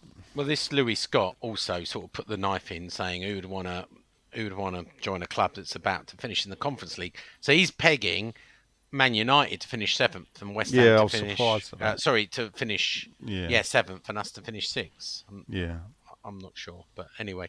The only other story is Souček's been linked to Juventus of all places. If you remember, we talked about Souček is not happy with the small increase he's been offered by the club and David Moyes, and think he deserves more. He's been linked. An agent told me Stormed out a meeting, didn't he? Been told he's been linked to move to Germany. Now Juventus. I think this is an agent talk. An Asian talk? An agent talk. Oh, sorry. You don't know. Look, the same thing happened with Sufal, and it got resolved in the end. Souček's not the player he was last season. I think we'd all agree that, but I don't think we'd want to let him go. But equally, if some of these people are talking about 50, 40 million... I'll take 50 for him. Exactly. Yeah. I mean, it'd be hard not to take 40 or 50 million for Souček. What's the Silky Sauce say? Is he his agent? The sort... No, but my understanding, an agent, who I won't name, says that, he could be off this summer. If he doesn't get the deal. I wouldn't want to see him go. I think you need to bear in mind that he's played non-stop football for his country and his thing. I don't think we can afford to leave. We've got so many players leaving with Noble going, Yarmolenko going. Who else is out of contract? Frederick's going. It puts more pressure on. How do you know they're going? We could be offering them new deals. You're right. Yeah, we don't know about Fredericks, but Yarmolenko, I pretty much know. Noble is not staying on. He says he's counted out. Where's Yarmolenko going to go? No disrespect, don't take him away. He ain't going to go home and play football now. Do you think he would sign a year's... I think if we offered him a year, I think he would. But you know what? If we're going to do that, usually we'd offer it before now. Yeah. We'll see. We'll see. I don't know. I think you need to underestimate his influence, Souček. He's been part of the sort of best 2 years when he was part of the catalyst. His like professionalism and the way he comes across, him and Sufal, and I would imagine their influence in that dressing room's been quite positive. I think they should try and keep hold of him. And finally, transfer news. There is no transfer news because... Of course there ain't. Well, my son asks me all the time, what's going on? What's going on with transfers? And I go, look, David Moyes has always been the same. He will say to everyone, including the board, right? And including everyone else, I want to finish this season first. I don't want to concentrate on this season. I don't want to be talking about next season. And I'm sure he's got his ideas and I'm sure he's got scouts, but he keeps it very close to his chest. And the one people he don't tell is the board, right? So there's been no meetings. There is no list. I know Ollie Watkins he's a fan of. I don't know about Lingard, but he's still a fan of Lingard. So you're going to see us linked with every single person as May comes and June comes. But if the board don't know, and David hasn't shared any lists, I don't think any truth in it beyond, we're scouting hundreds of players all the time, as we always do. While telling the world how much money we've got to spend. Who says that? Who's saying that? How much money we got to spend? Warney says it. How much money we got to spend, Nigel? Well, if we go by your claims, and don't say you haven't, because you have, it's £150 million. That is a figure I recognise, yes. Yeah, right. Well, I know you recognise it because we get it from you. But we got another 38 million. I redid the figures. Oh, they ain't really doing that. I tell you, there's no way they're going £200 million spend. No. I'm saying that was probably in the calculations, but our cup runners earned us 38 million. Yeah. And we could earn more. Bearing in mind they budget. I don't know whether this year, but we know they used to budget for a 10th place finish. Yeah. Yeah. So, and then a semi-decent cup run. So actually, the disappointing cup run this season's the FA Cup, and we got knocked out in the 5th round. Yeah. Anyway, I'm aware we're on 80 minutes. And you put the question up really early, didn't you? No, Oh, how interesting. I put it up when I come in, like I always do. 80 minutes ago. It's time for this. What I didn't do was forget. Yeah. It's Facebook Twitter question time, where you, the 8 listeners, get to ask us 72 questions. How does that work? Nigel, Yes, it's can I have a quick Facebook. comfort break while you read the first question? Does that mean you're going to Kazi? Yeah, What's a comfort break? that's what we call Never it. heard it. Comfort break. Comfort break. Yeah. What type of cars have you got? It's a comfort break. It's easier than saying I need to go for a wee. Jimmy Riddle sit on the throne. Comfort Splash your break. boots. Yeah. Go on 22 then. comments. That's all. Don't need him anyway. How many? 22. Okay, Me too. away you go. So I asked earlier. Questions for tonight are invited. Thanks for all taking part or listening. I couldn't think of anything. Anyway, top fan. It's the Doog. Sean Dugan's first up. He says, evening, chaps. Couple of disappointing results. But he's hopeful, optimistic for Thursday. He has got a question. Oh, Which Frankfurt players do you think would make it into our first team? Kostic, Hinteregger, Kamada, all Kamada. looked more than handy. yeah. Brady out. Brady out. There's some good players. I Well, think Kamada rings a bell. yeah. He was the Japanese one, wasn't he? Or looking like Japanese. If I can say that. Is he Japanese? Yeah, I think he was. Oh, they all look the same to me. Oh dear. It might be I was time to thinking bow that when I out. was watching my Woody box. The adverts, all the girls, they all look the same, and the missus told me they have. No, I'm not going to say it. It's not. Yeah, no. Anyway, I must admit, looking at I couldn't tell you who was who. I mean, obviously Kamada, he stood out because he looked different. But I mean, they had a lot of good. They had a lot of good players, didn't they? To be honest. They They look did. like a good outfit. Yeah, Very good. I mean, their second goal, they just, like you say, they played around us. That was right in front of Yeah. us. Everyone was claiming offside and sort of knew it wasn't as soon as it went in. But, yeah, they had a decent outfit. So, yeah, that might be another positive that's come out of this. They might have spotted on this run 1 or 2 players worth having a punt for and bringing along, you know. Yeah. No, I mean, funny enough, if they knock us out of the tournament, you'd think, well, actually, perhaps all of them could come and play for us because they made it to the final. I like their keeper; he's a good keeper, actually, Kevin Trapp. So next up, it's Ian Wiley. Hi, lads. He says, great to bump into some of you on Sunday, and he had a great trip. Shame about the results; 2 losses. I've He's been unlucky. lucky. He's unlucky for us. Yeah, all right. So Oh. it's his fault. Stay in Guernsey. Are you back? Oh, Yeah, right. I'm a lot better. Thank you. He says, I've been lucky of all the trips I've made this season. These are the only losses. He's renewed or going to renew. Oh, we've renewed or going to renew Fabianski's contract for 1 more year. Yep. Oh, He we does are, say aren't each one We of are, you. yeah. There are lots of realistic targets. Which one would you each prefer us to buy? Make our new number 1. You can. He politely says, if we want, we can include Areola. So goalkeeper, John. Do you know your goalkeepers? I would go for Areola, given he's been there a year, and he hasn't let us down. I don't think he actually looks like he's improving the more he plays. So I'll stick with him. Pope, if he's available for me. Sean, you got a choice with keepers? Well, I would go Areola, but you know, I feel I should do something different because I don't can't have agree to. with John. Yes, you can. If that's Look, what you think. I Areola. do. Areola. I mean, I know other people have linked us with Sam Johnson, but we seem to have been linked with Sam Johnson. Tony Cottier said we've agreed a transfer with an English goalkeeper. which sounds like Sam Johnston, doesn't it? I mean, Apparently, your mate, and I know we've said this before, but today at the training ground, David Martin said he has not been offered a new contract to date. I knew that.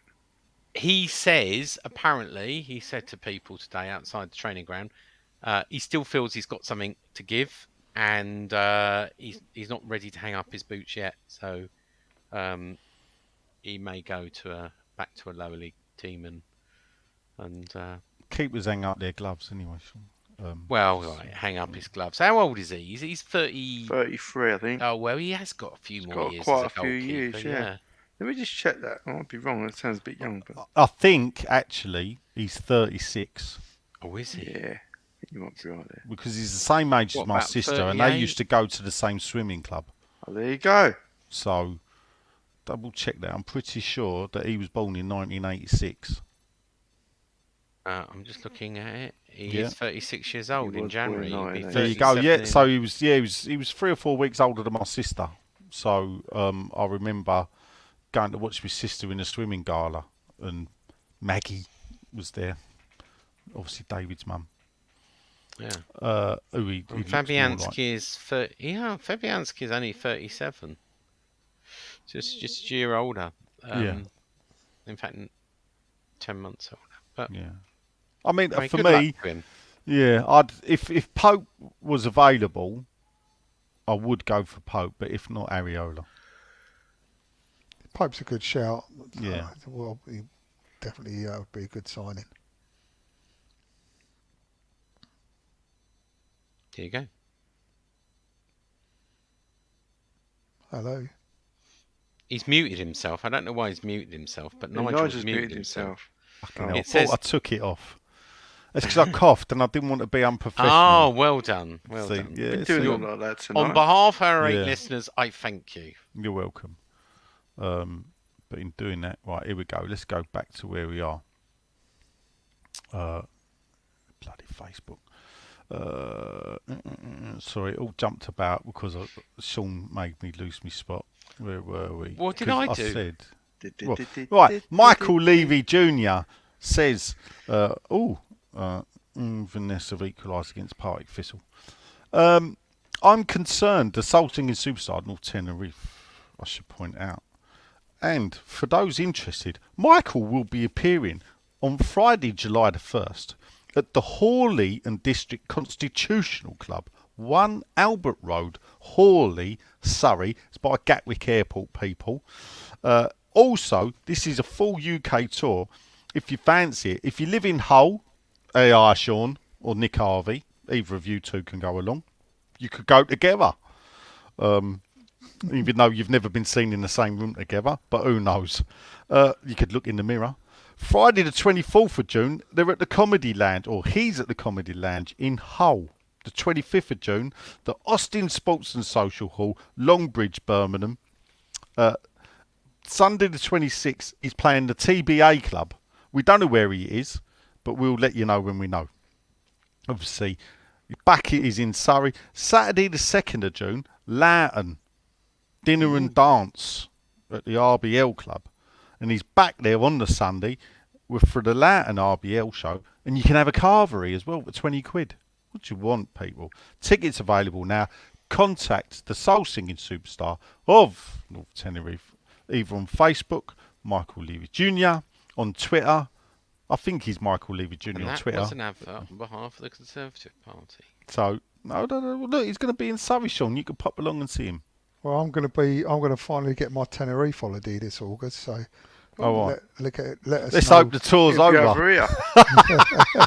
Let us know if you get back out there. I'll come and see you. Get down to his Saturday club, but you've got to get there early because it gets mobbed out down there. Michael Levy Jr. says, I'm concerned about how quickly, checks in the post, Mike, if you want, Frankfurt broke, particularly from our corners. He said, having said that, when we equalised, we had a 20-minute period where we had them vulnerable. If we can score first and keep our foot on their neck, so to speak, we can do this. We can do it, Michael Levy Jr. I think we all agree we can do it. Yeah. And I Yeah, think will you we? agree that Will we? We is won't. the other. That's the West Ham in us, but Yeah. Will we? So next up is old Ziggy Stardust. It's Davy Jones. Evening all, he says. Another interesting few days around the West Ham social media with a massive difference of opinion. He says, whatever happens now, it's been a good season for West Ham and I've enjoyed it on the whole. We've had the usual disappointments, but hey, that's West Ham. He's got questions for you lot. And the question is, do you think if we'd have had a few extra players in, that Dave would have done anything different? Because it seems to Dave, it seems to him that we've been reluctant to make substitutions and seemed quite stubborn in his approach. I'll tell you what, he threw the substitutions out this week though, didn't he? All three of them done by the 81st minute. Woulda, shoulda, coulda. Yeah. Hindsight's a wonder. We wouldn't have signed any defenders, would we? And that's been where we've been lacking the last couple of games. Well, I'm sure there's people out there who go, should have got Coletta Carr. But if you go and watch Coletta Carr play, he seems to have problems passing the ball back to the keeper and missing the attacker. we should have gone and got this Matt Phillips. I would have had him. Oh, yeah. Yeah. We should have had him. He just. I mean, boys don't want him. I know. Yeah. That's the thing. Strange one. Who knows? Next up, it's our favourite time traveller, Jason Backhouse from the 70s. Evening, gents, he says, thank God this is the last we've seen of Mike Dean. The worst ref I think I've seen, and more self-obsessed than Roger Milford. He's put in brackets, I'm showing my age now. I'm not being funny, Jace. I think your picture shows your age, to be honest. Them photographs, we've all got them, Jace. I'm not knocking it, but they only come from one decade. the roll neck and the roll neck haircut as well. He says, however, loving the 2-pint beers available on the concourse. 2-pint beers available on the concourse before the games. I was a little shocked to see they raised the price by £2 to £12. But back to the usual tenner on Sundays. Is that right? Didn't know that. For Arsenal, though, who sets the prices? I'm guessing it's the club. It's just another thing to piss the fans off. This is one for Sean. Do you want to tell him, Sean? Delaware North set the prices, but there is what's called a comparable London clause, which says that Delaware North, who have the contract for 25 years for catering from E20, 25 years. Are not allowed to charge more than the average for any London club with over 40,000. So they look at the prices at Arsenal, at Spurs, and at Chelsea, and they take an average over the season, exclude any special promotions, and they're not allowed to charge over the average.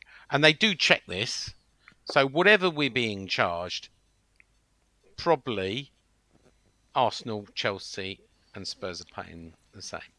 I don't know if that makes it any better, cheaper. But that's how it's set. That's how the price is set. Who does the catering at Arsenal? Delaware North. Yep, my point is proven. But Spurs, it's not Delaware North, and Chelsea, it's not Delaware North. All right, okay. Spurs brew their own beer. Spurs run their own catering in a special company set up to do catering. Yeah, well, and the catering manager, believe it or not, this is a true story. The catering manager is a West Ham fan. True story. All right. There you go. Spurs brew their own beer, and we can't even brew our own farts in the stadium. So they don't even do a proper beer where I was the other night. No. Just lager. That's proper beer, John. You've just reminded me, I've got a right to the general manager of Delaware North on behalf of Big Keith about the lack of bitter. Is it bitter, John? I don't know.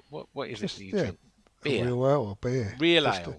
They used to just do tins. Poor relations. Yeah, well, I had to arrange that through Brady, as you know. It was a special dispensation when you came to games and go, can you just put some cans aside for John and George?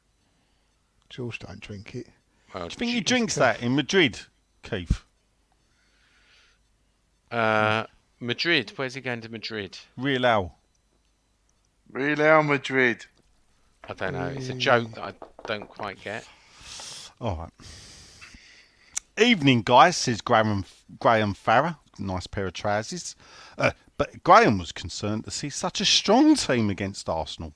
Do you think it was trying players in different positions and checking if it worked? He, like us, thought we deserved more from the Arsenal game and hopes we can pull it off on Thursday. We'll be on the edge of the seat night. That it will be. I may be in the Black Lion, though. Sean Cronin says, good evening. Brady out. Brady out. Right, wondering about the reaction to recent results. Do you think some have become far too snobbish about qualifying for the Europa Conference? If we are true to building for the future, surely it's the simplest way of qualifying for the Europa League. P.S. Anyone else win Europa final tickets in the UEFA ballot? No, he's saying that he did. No. I don't know if he's saying anyone else. Well, I know of one person. And funny enough, he's a massive West Ham fan. He's a tanner, but he actually lives in another country now, and he managed to get one. Oh, Get a couple. Well, So, we didn't get ours. no. How do you qualify for the Europa League, for the Europa Conference? It? Finish 7th. It's the only way to get into it. No, through the conference. So if you win it, Oh, you you get win the it. Europa League. Group stage. Not easy, is it?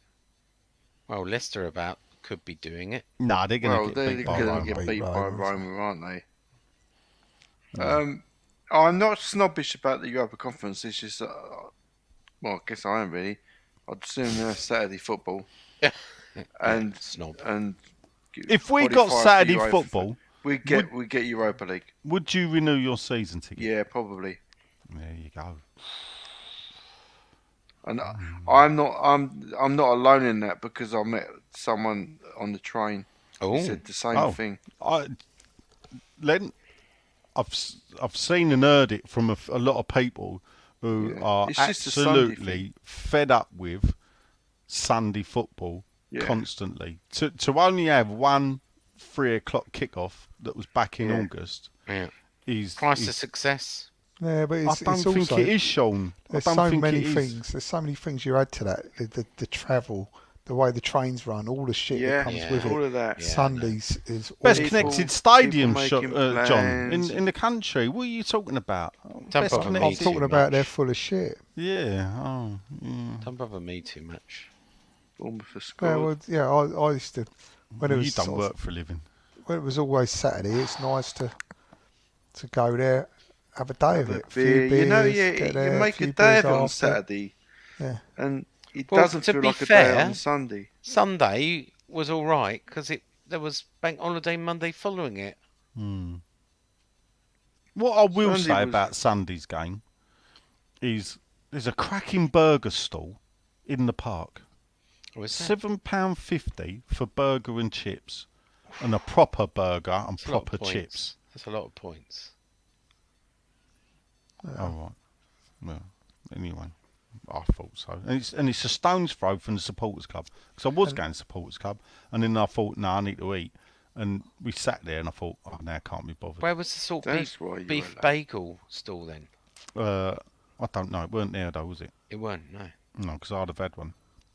But anyway, Grant Croxford, top fan, the Bicester Hammer, who said hello to me in the train station. All right there, Nigel, he said. That's all right, Grant. And he had little Grant with him as well. Sunday started so well. Oh, he says it as well. I hadn't even read this. Sunday started so well, bumping into Shedman. Shame about the result. I also saw Dan Coker. Hello, Dan. We had a good old chat.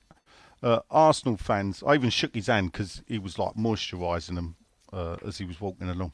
Arsenal fans were singing about when they win the Champions League, you got to admire the positive thinking.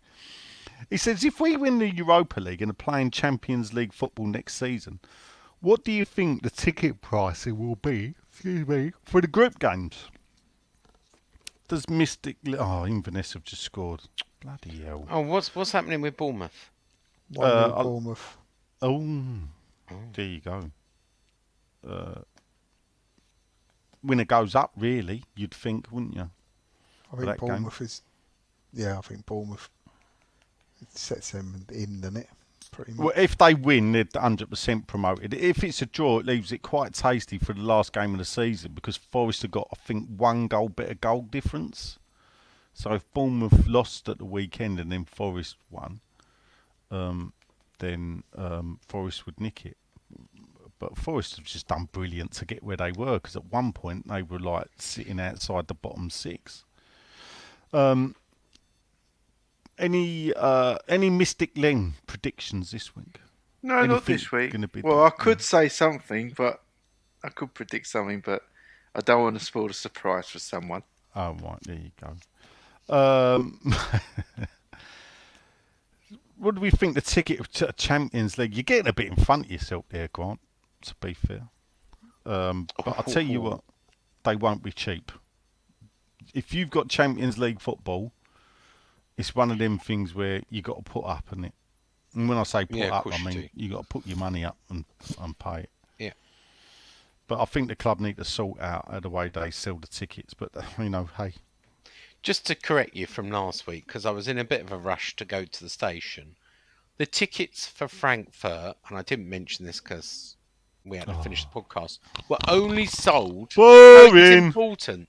Were only sold to people with previous history. The way you tried to make out to listeners last week is anyone who bought a £40 Claret member, anyone who paid £10 to join a list could buy a ticket. Not true. Who told you that, Sean? Huh?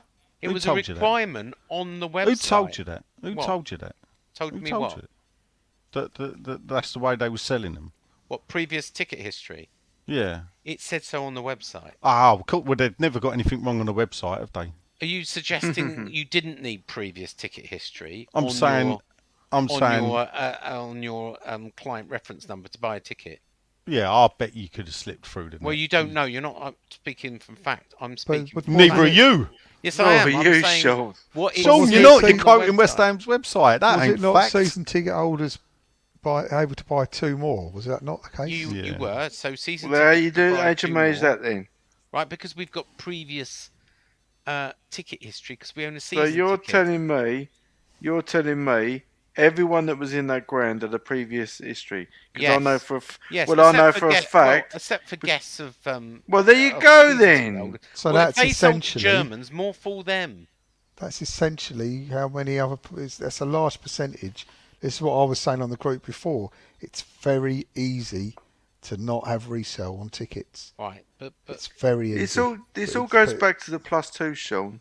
It's fucked. Here we go. All right. No, it's fucked, isn't it? The moment you let other people in who weren't fans, I met one at a wedding who was a Liverpool fan. Banging my head on a brick wall talking to you about anything you think. It's finished, Sean. It's over. The +2 did it. That was what done it. Lack of faith in your own fans. That was. Swipe at the board. Let's take. No, it's the truth. One of the best seasons we've ever had. Let's have a go at the stadium. No, we're in the semi-final. We're 7th place. We're in the semi-final of a European competition. But that's if that was the case, a cheap shot at the board. If they knew it was coming, then why did they do it? It's a fact. It's the +2s. Change the club. Shot. It's the fact. It's a fact. Move on. That was 6 years ago. No, we can't move on because we're paying the price for it now. It's having an effect every game. So now, Sean, today, the effect of it is today on Sunday. That was the +2. Away from Champions League football. Doesn't take away the +2. Change the club. We could be in Champions League football. You'll still be going, yeah, well, there's a +2 they did in 2016. Move on! No, but Sean, the thing is, you've missed. I said this at the start. Move on. Everything goes back to the way they sold the seats back in 2014. The problems that we face now in the stadium with the fan base and everything else. We're in 2022. But what, you still... All right, so what you're saying is that's got nothing to do with it then? No, it's... If you ever played Pooh Sticks, it's move on. It's water under the bridge. Why, Sean? It's still the It's not a relevant factor. now. It's relevant not a today. factor because there were It'll no always be problems on relevant. Thursday. It's not a factor because it didn't come true. It There were no dark will troubles because mis-selling. There were no always be dark relevant. troubles, so I've shown you. I've listed a couple. That wasn't to do with selling. They were West Ham fans. That's Well, got nothing to it do doesn't with matter. bluff You twos. still lost control. The West Ham fans lost control of There's it all. no point Tickets in go to trying anyone. to tell you. I can't reason with you. Move on. Where do you sit on the away fans, like individual away fans being in the stand and the treatment of them? I agree with you actually that we've all been an away fan and tried to sneak in. The difference is, right, be respectful, sit on your hands, don't celebrate, watch the game, and don't be disrespectful of the home grounds. I did see one bit of trouble going back to earlier on Thursday, and that was a big German Frankfurt fan wearing a Frankfurt jacket in the home end. He got down to the concourse and some pissed up lager louts had swung at him. And, you know, was he naive? Possibly. But you don't show disrespect by wearing a Frankfurt jacket and walk around at the end of the game like you're not, hide it, whatever. Show respect. I've been in the away end. You've been in the away end. I'm sure, John, you've been in the away end, and I'm sure, Len, you have. So it's pretty disingenuous to say it should never happen because we've all done it. But I would guess we didn't wear West Ham shirts or scarves or shout, And I remember in the bowling ground, if that happened and someone cheered, and that used to happen in the Trevor Brook in Lower all the time. Don't go there because I can get coined. You get absolute coined. rubbish, Sean. I coined. can list loads of different occasions when I've had away fans near me or around me. Going back to when I was a kid to 2000, hold up to post 2000 of away fans being, and there's a difference, because it depended on what the away fan looked like. Because the Sunderland fan that walked in his Sunderland shirt, that was 6 foot odd, built like a shit brick outhouse, walked in his Sunderland shirt, sat down and watched the game in the West Ham end, cheered for Sunderland. Sunderland won 1-0, Kevin Phillips. Nobody said anything to him. Why? Because he'd have fucking knocked some spark out. But a German fan on his own, about our age, I reckon, gets assaulted by West Ham fans and as some spotty teenager shouting at him like he'd seen an alien. A Frankfurt fan! Yeah, that's wrong. It's wrong. And I saw that video and it's absolutely wrong. And that's not the way to treat I have people. seen fans when we were in the Trevor Brook in Lower getting pelters. Away fans. I'll tell you what. There's a thing about Arsenal. Pulled out of it. When we play Arsenal, you see these fans and you think, I think you're an Arsenal fan, and then after the game you see them and you think, yeah, you was, I'll tell you after why I think that, but anyway. Yeah, but they kept quiet there. Yeah, but that's the thing.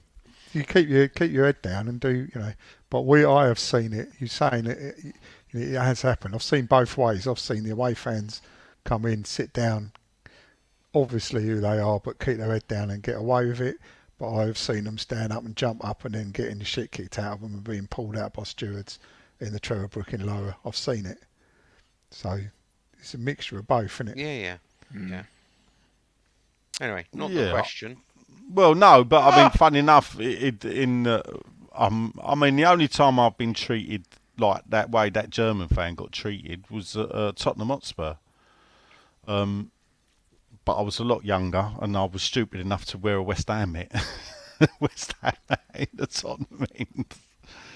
And a couple of times. Being Surrey boys, we often got treated like away fans. We went to Southampton once and me and John got threatened. We tried to get on our train home and the West Ham fans told us they would beat the living shit out of us if we got on the train because we were obviously... Our Surrey accents what was it? You remember better than me. They probably recognised you, Sean. They got off the train and said, if you were West Ham, you'd be getting off here.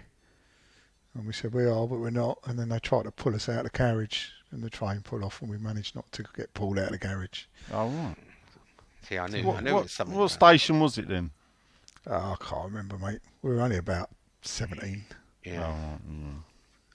It was in the bad old days where we didn't wear colours quite rightly because it was It's in like the the dark days when the trains had the separate carriages. You know, the one door into the separate carriage. Yeah. The old open swing outdoors.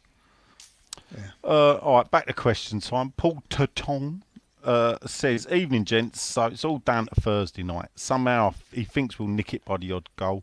Looking like a 7th place finish in the Premier League. So all in all, an excellent season." His question is, if we hadn't, so if there'd been no Europa League, do you think we could have finished higher in the Premier League? Yeah. And if so, where? 4th. 4th or 5th. Oof, I don't know. 6th. I don't think we'd finish 4th. I think we'd finish 4th. I think Arsenal Arsenal have no been better than us. terribly How many points are we inconsistent. behind Arsenal? Don't know. 6, 8. Don't know. But they've been really inconsistent. So I would say 4th. Yeah, I'm not sure about it. I'm not sure about 4th. I'm just seeing how many points we are. 11. We're 11 points behind. Would we really got 11 more points? Well, I think so. Yeah, I'm not sure. Yeah, but if we'd have beat Arsenal, then we wouldn't have needed 11 points, would we? No, I suppose not. Oh well, Bournemouth are in the 97th minute and it's still 1-0. But for anybody concerned, Patrick Thistle have lost to Inverness 2-1. Where do we care about that? Well, that's not good because this was for promotion. So I think that's it. I think Patrick will be staying in the Championship season. Never mind, the dream is over. Tom Underwood says, "You're Moisey, and we sell rice for 100 million a summer. Who you buying?" He does say realistic targets only, though, so don't go Messi. Where's Rodriguez? Ollie Watkins. No, I wouldn't even buy him. Ollie Watkins. Ollie Watkins. Yeah. I do like him, but I can't see how Villa would let him go. So I'm just saying it would require a lot of money, and I know that's not a light replacement, but for a defensive midfielder. But Who would I? Tino Werner. I'd like him up front if he's not hanging around at Chelsea. That's I think relatively he's awful. realistic. I watched that on this weekend. Was it Sunday? That game Against Everton. Their front two are bloody awful. Were they? Oh, maybe I'm wrong then. I like his movement. I just didn't think he finished great. I think Werner's a great player. He was fantastic. Wow, Villarreal are 2-0 up. What, Liverpool? Yeah, at half time. Yeah. Okay. I best fire up the Woody box Yeah. now that this game's over. Got one on now. It's Yeah. got to be done now. Let's put the video Wow. on. Stevie Chicky Lion says, "Evening, gents and Sean. Hope you're all well, except Sean. Been saving your podcasts up for when he goes back to work next week after 7 weeks off with the old sciatica. oh dear. So looking forward to that. God, that post has been piling up, hasn't it? No wonder I'm getting letters a month late, Steve. Come on.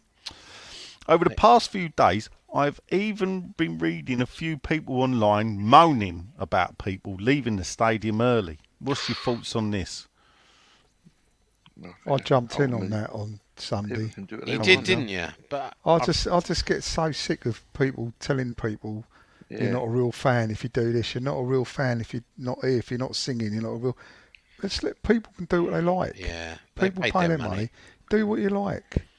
It's just what makes you any better than anyone else. That drives me nuts. So yeah, that's my opinion. And you left early on Sunday, Thursday. Sorry.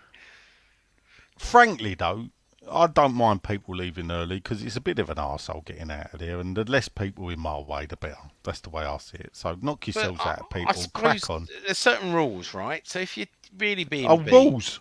Yeah, if you're 3-0 down or 4-0 down at half time, we all have a limit. Goes, you know what? We're never coming back from this. I Really? could be doing something better and go on a train with not as many people, So I agree with I John. think you could do what you want when when you you fucking pay want. for your ticket, you should be able to do what you want with it.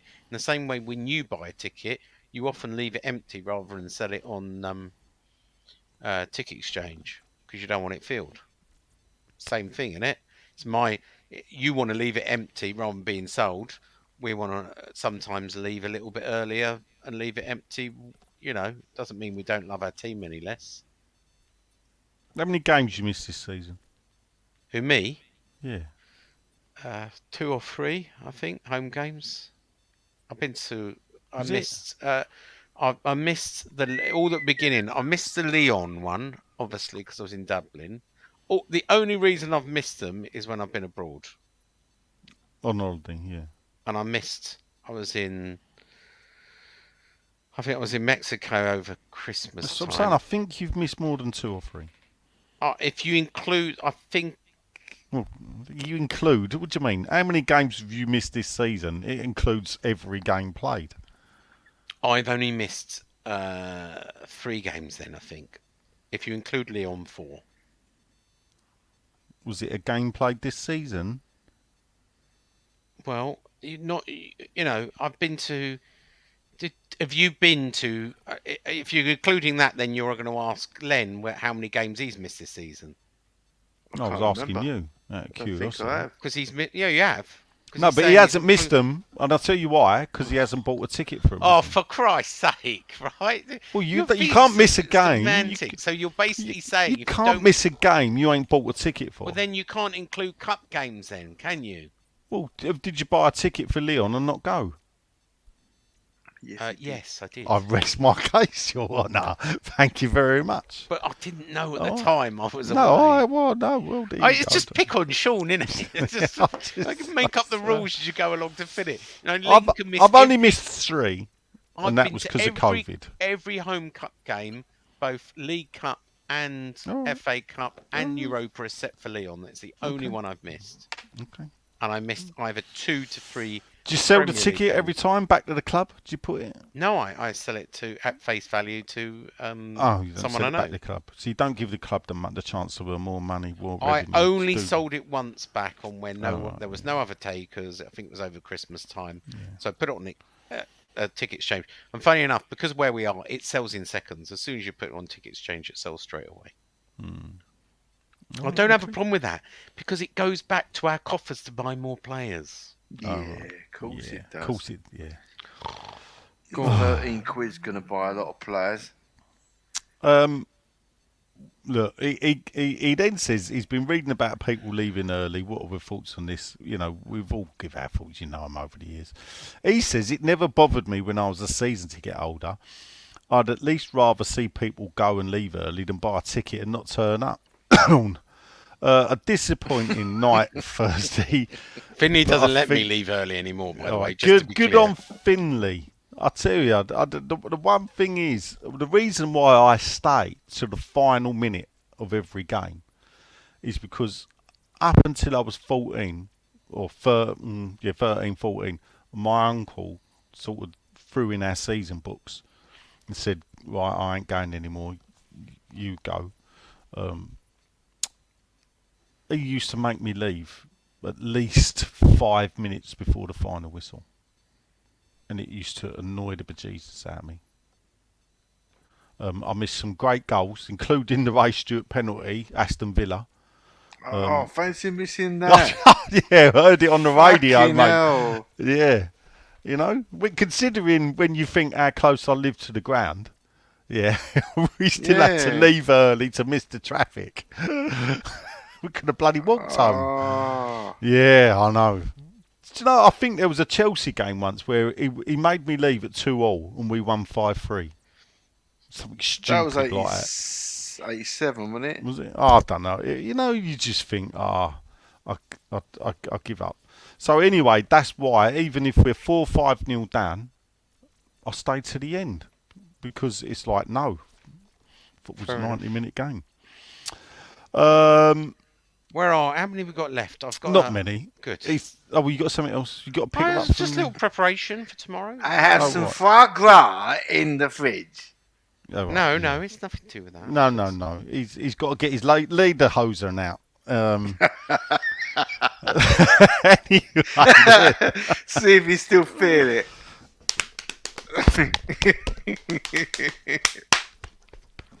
there you go.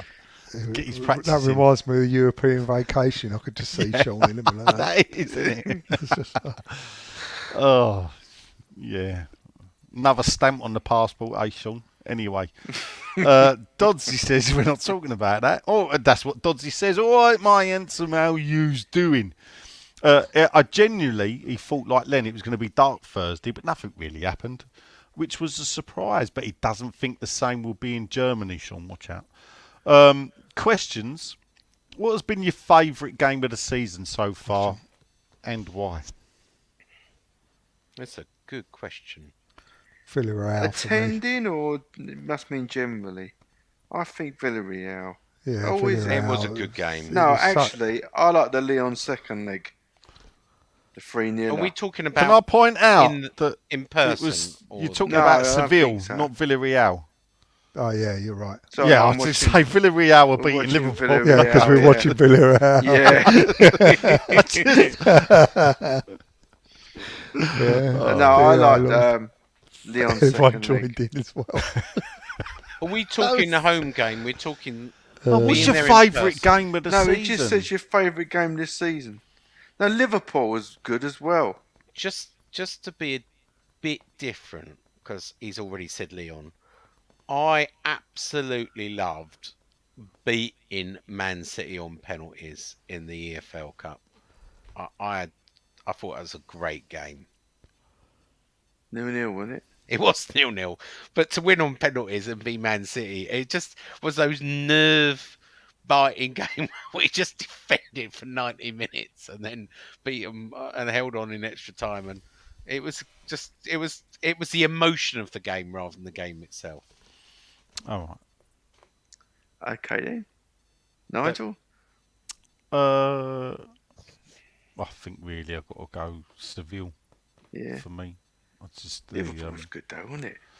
Liverpool was really good. Yeah, I think Liverpool will be the league game. Yeah.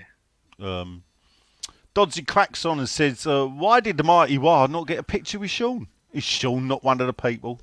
No, he's not, actually. And Dodsey finishes. He said if you didn't get a picture taken with Ian, you weren't there. I don't need to take a selfie with one of our listeners to prove I was there. Thank you very much. You went something to Dodsey. do a bit of arse licking, didn't you? I What? can't remember why you went. No, I didn't. You left early for some I reason. didn't leave early. I went. did. I went to get ahead of the maddening crowd. Yeah, because you thought we was kicked off at 4. That is true. And you had to I go go. I'm somewhere. going. And then. Yeah, right, it's not. Yeah. That's right. I've got to see Nicola Key. To Did, be I, honest, did I reason. say that? Did I? You I went for think some he did say. He reason. said, I'll tell you, it was like being back in the room.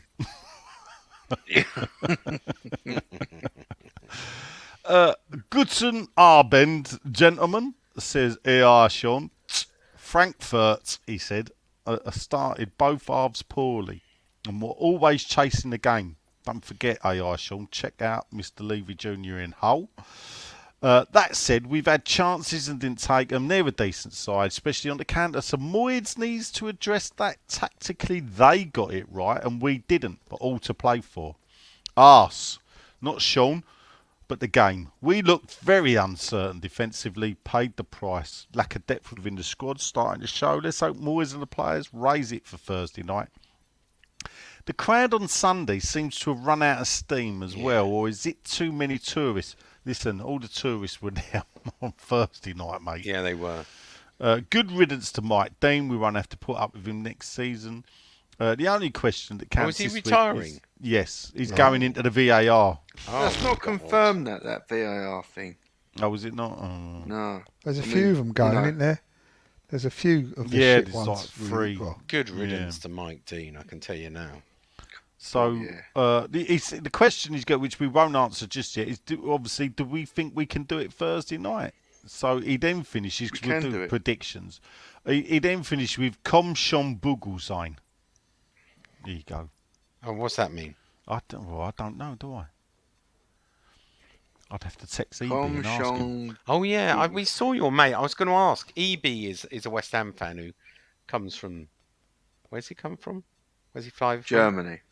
Yeah, but where? He's German. Where? No, that's in Hertfordshire. Dusseldorf. No, it's Dusseldorf for a start. Yeah. He lives outside of Cologne. Which is a lovely not too far. Town. So, did he get any grief? I know he had his West Ham badges on. He had a West Ham scarf. He got grief off of Frankfurt fans on the flight over, but it was all he good. Told me that. It was all good-natured banter. But he didn't. He just probably was a little bit quiet, because I think anyone with a German accent. Well, yeah, but that's why there was a bit of me that I felt for that bloke that was getting pulled about, because there's a bit of me thinks, well, if EB was standing there, and no one clocked his, they heard his accent.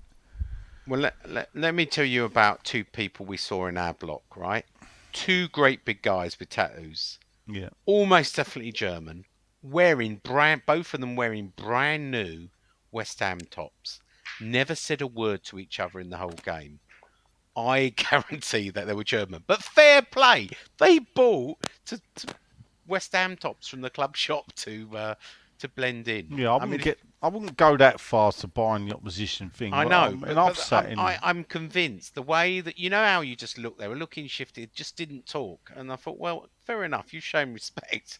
No one's going to excuse you when you're wearing a West Ham top of being a Frankfurt fan. But, it worked for them. Well done. Yeah. I remember one of the maddest ones I had at Tottenham. I was sitting there and I'm looking around, and there's a certain Tottenham fan that you can look at and think, yeah, you're Tottenham. Yeah. And they were all around me. And then what happened is that after a couple of minutes, I'm thinking I better keep quiet here. So I'm sitting there and think, Berkovic got the ball. Fucking hell, they all jumped up, started cheering. I'm like looking round. It was like the Isle Berkovic fan club, all in the Tottenham end. Yeah. Saying nothing. Yeah, that's what I like, looking around thinking, well, me and John were watching Tottenham at White Hart Lane corporate, and we were right amongst the Tottenham fans, and we won it. And we were cheering and then sort of jumping back in the box under the thing to celebrate. Do you remember that, Johnny? No. You don't? Do you not remember that? I've got pictures. I think we won. Cheering and jumping around. And I remember you. That was when Ravel Morrison scored that goal. Yeah. And I was sat out at the balcony watching the game, and you were inside drinking champagne and talking bollocks. That's how I remember it. Thanks for that, John. Well, that's how that's how I remember it. Well, I'm sure that's not completely true. I'm sure you're exaggerating. Like you're jumping around and hiding under tables. We didn't do that. We did. To celebrate, we went back into the box and under the window, and then I've got a picture of us there, like with you holding 3 fingers up, because I think we won 3 something. Well, that's because the box was full of Tottenham. 3-0, Sean, would it be? Was it 3-0? I think it was. There you go. Yeah, Sean, what do you think of Verve Cliquet? Well, I've not seen him play myself, but I've heard good things about him. Fucking hell. Yeah, I'm your not a mate's snob. back. I'll drink No, Verve. fuck off. I'll drink Verve. Not a snob. Marion Williams, old Happy Chops himself, is back. The Wizard of Herefordshire.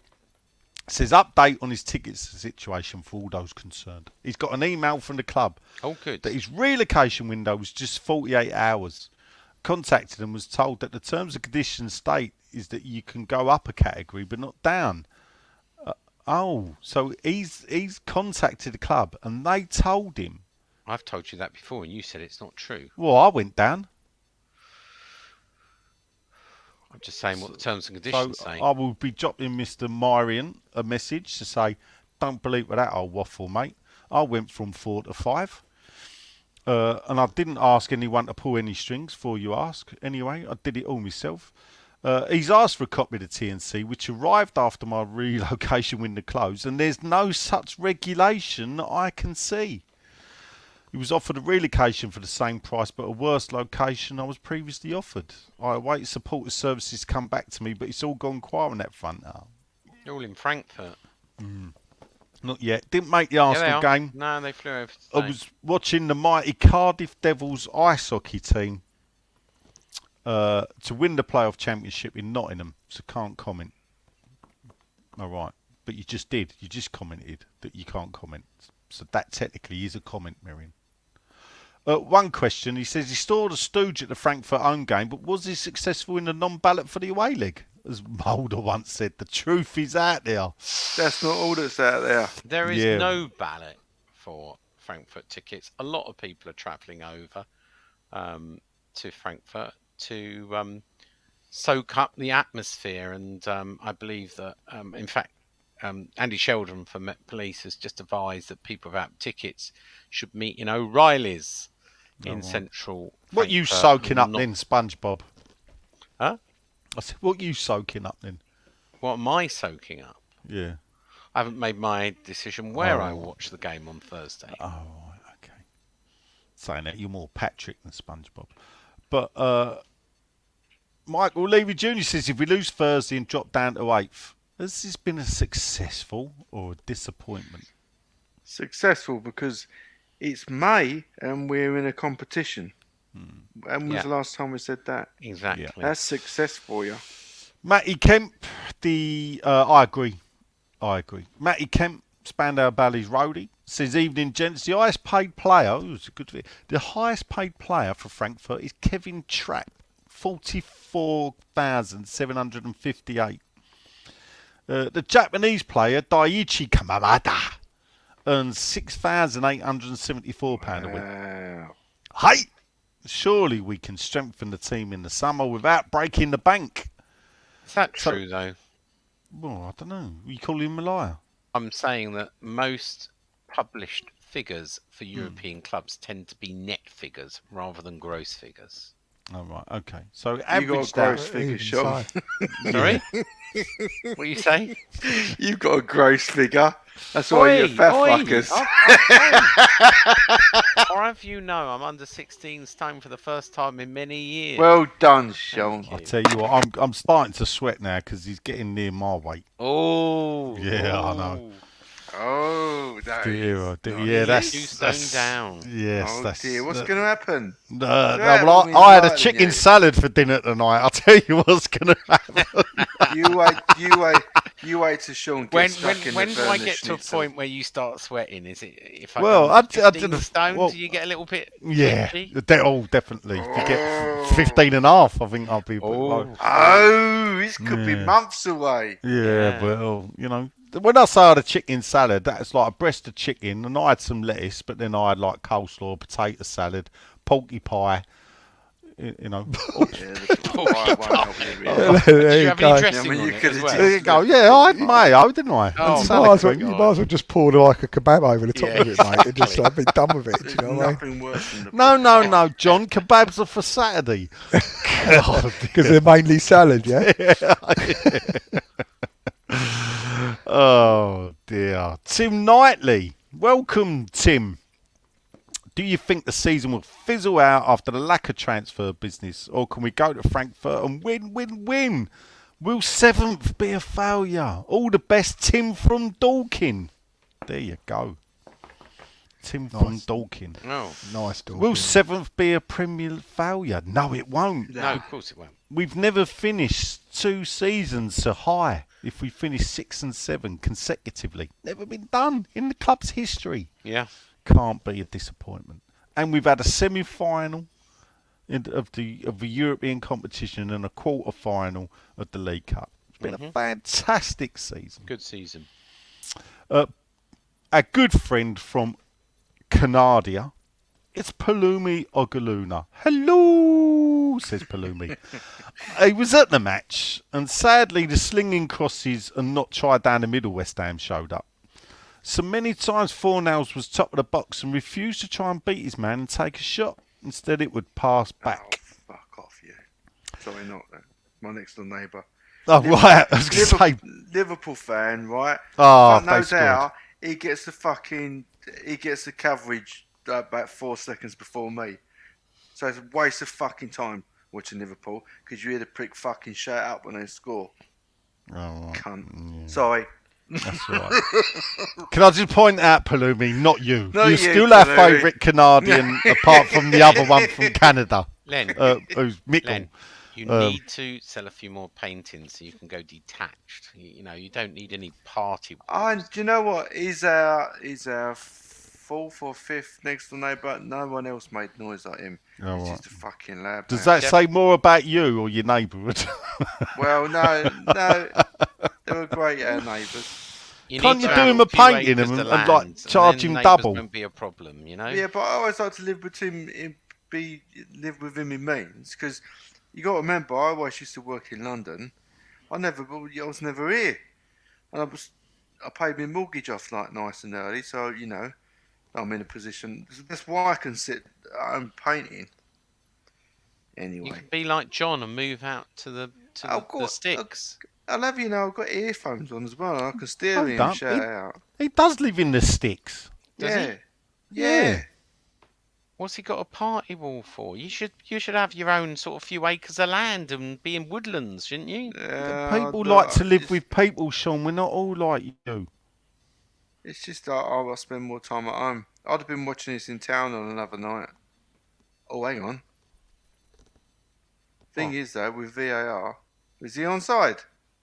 Well, it's Are you give it asking as your a goal. neighbour? Sorry, are you talking to us or your neighbour? Yeah, No, I was it's just given. thinking. It's you given won't- as a goal. There's always VAR with a neighbour, isn't there? Do you know what I mean? You can shout as much as you like. Fabinho. Yeah. They've Ball's played gonna on. count. Yeah. Oh, well. So there you go. Palumi's back. He said, I'm not sure what Fredericks was doing, but he had chances to try and beat Saka on the sideline, and he passed it back to Creswell. Noble didn't help Rice to advance the ball down the middle. Why not play Kroll? Well, there must got to be a reason. I do wonder that. There is got what is going on with Kroll. Yeah. Well, I think we'll find out next season. Oh, I didn't realise Liverpool. Oh, yeah, they were 2-0 down. So now they're 2-1. Sorry, I've been playing catch up. Sorry. Go on, carry on. We'll consider reward. No idea why Zuma was well ahead of Rice at times. No. He likes Rice, but why would such a player like him want to play yet another season of that? Ooh, that's a bit cutting, That Palumi, is a isn't bit it? harsh. Bit harsh. He's got it Dear, right, dear. though. He's not going to go in. Next up, it's my predictor, mate. It's Ted Sexton, Dave's son. Were the two pricks who attacked the German reporters West Ham fans or fifth columnists from Spurs? Arsenal are truly masters of the dark art of cheating, which is now widespread in our game, unfortunately. Yeah, we've not really spoke about that, have we? On a happier note, he thinks 2-0 Thursday. I'll hold you to that, Ted. And onwards to Seville. Ooh, yeah. Of course, more no dark arts. Nothing dark happened on Thursday, except two German news reporters got attacked in the press box by West Ham fans. I didn't hear that. What was that? I Yeah, didn't hear attack, nothing about Sean. that. Don't Attacked. give it. And Yeah, they they only took off were. their headphones. They Well- weren't. They took a clump, Sean. Did Yeah. they? Really? Yeah. Yes. You know that for a fact? I've been told that. Yeah. I know that they got their headphones pulled off. I don't. No, think they took a clump from they behind, took a Sean. clump. that. He's offside. You see that VAR? Look. Oh, shocking. I thought it was offside as well. Yeah. Oh, right. Sorry. Anyway, they took a clump, Sean. Okay, if you say so. If you say, I don't know if you've seen footage or whatever. Oh, good at well, no, I'm afraid I've got He's no off. CCTV image. Well, so what are you baying? So What I've been told by someone not too far away. yeah, so here is the Guardian reporting on it, saying that Who's the Guardian reporter? Jacob Steinberg, Oh, well, there you go. He's in Oh. Sullivan's pocket, isn't he? Old Jacob Cream Cracker. that the headsets have been ripped off and thrown to the floor. There were unproven allegations that punches were thrown at the reporters. West Ham have launched an investigation and have passed the two supporters' details on to Metropolitan Police. So they've not been proved. Well, They've not been disproved. guilty, innocent until proven guilty. Zero. Look. They should not have pulled off the headphones and threw them to the floor. Whether they punched the reporters or not, I don't know. Let's take some eyewitnesses' views. All right, no, I'll throw it back to that eyewitness and I'll say, look, surely you must be mistaken because Sean says they couldn't have been punched because they're innocent until proven guilty. So wait till they're found guilty, then come back and tell me what you saw.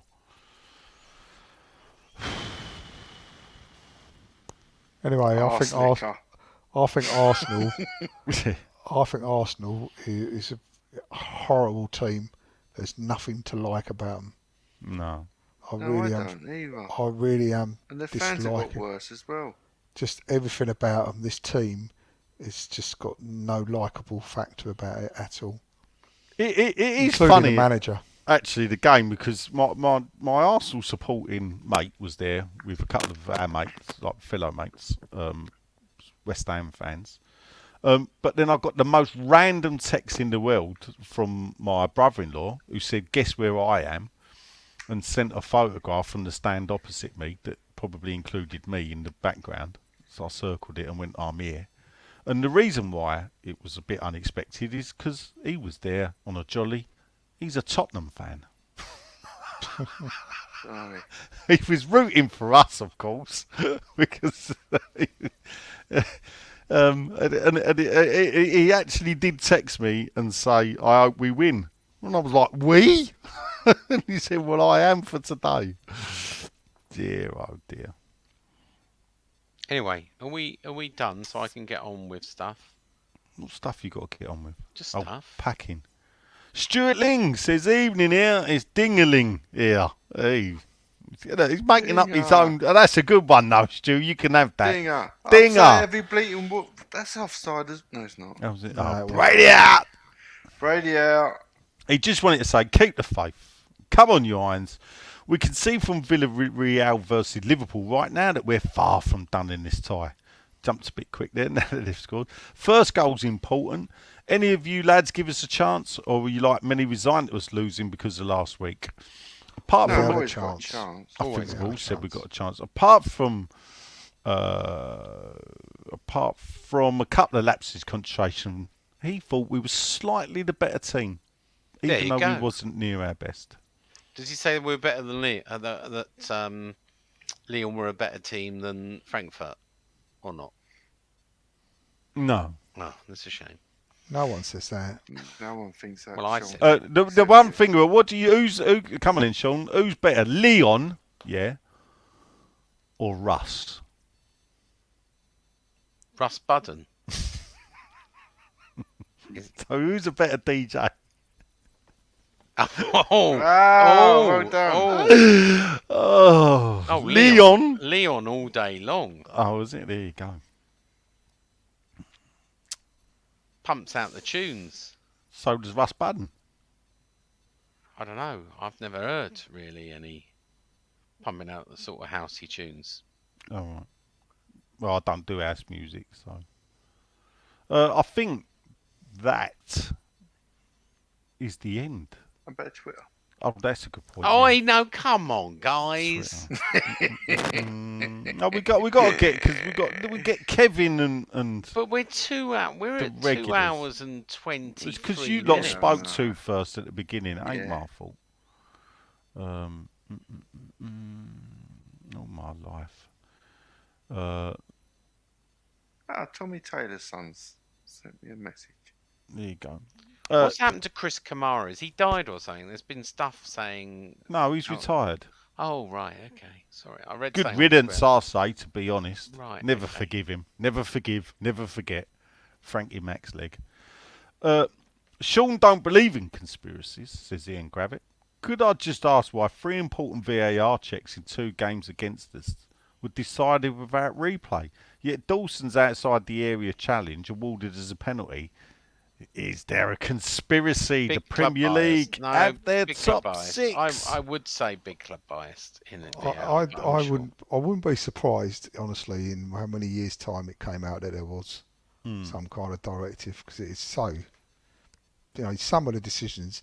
I reckon we must be the only team that have had players yellow carded for diving. Like No. Manzini got done. Right, I'll tell you, right, there's been 14 yellow cards this season for diving. Right, now I don't buy into this big, I don't buy into the referees. But when you look at the list of the 14 players booked for diving... But none of them are Salah, are they? Or none of them are like... Oh, there's worse. There's only one of the 14 that come from the top 6. Yeah. All the other 13, I think Everton have had 4. Yeah, honestly. Yeah. You think, well, you look at the list of names, and the Bowen one, I didn't really cover it. That was not a dive. And no. This is the thing that I don't get how it was a studs up challenge. It would have wiped him out. He had to take evasive action, and that does sometimes. If you get put off your stride without being touched, you can still fall over. He said he didn't touch him. What Bowen never said was, I dived. He didn't dive. No, he didn't dive. So the bloke should have been booked at least, and we should have had a free kick. Free kick, yeah, I agree. The least he should have had was a booking and free kick. And it's just, when you see stuff like that, and like you say, that Dawson, I had that the other day with all my lot, with Chelsea lot, that foul started outside the box. And it's just so obvious. It does make you wonder. It really does. Yeah. Ian then says he's never liked Arsenal, but he hates them even more. I like Ian because he don't hold back. He says Arteta's turned them into an horrible bunch of whining, diving, time-wasting cheats, and I watched him disbelief as Bowen got booked. And their second goal, did we cover that? It shouldn't have been awarded. Yeah. It was bloody handball. I know. Dear, oh dear. I know. I must admit, yeah. So, where's Dan? I'm sorry, I've got a lot of on my Twitter account for Eddie, giving love to Eddie Bovington. So, I find it. Dear, oh dear, there's a lot of people. There's a lot of love for Eddie. Let's just put it like that. No, I think that's it actually. I can't trawl through. Oh, good. Predictions. So let's do predictions. So, Germany, and what is it, Norwich away? Yes, it is Norwich away. Yeah. Nigel.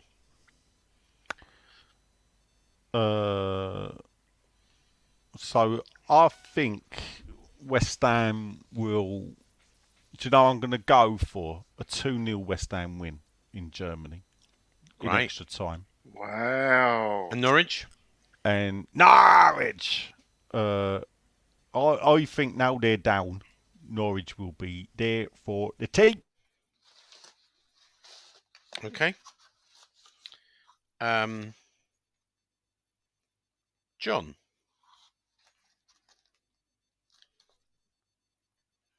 All right. We've lost Len. John? Oh, did I cut out then? Yeah, we've lost John. Len. Yeah, don't worry with the predictions then. It's him again. So 1-0 West Ham against. Yeah, well, no, I've got yours. It's Len and John.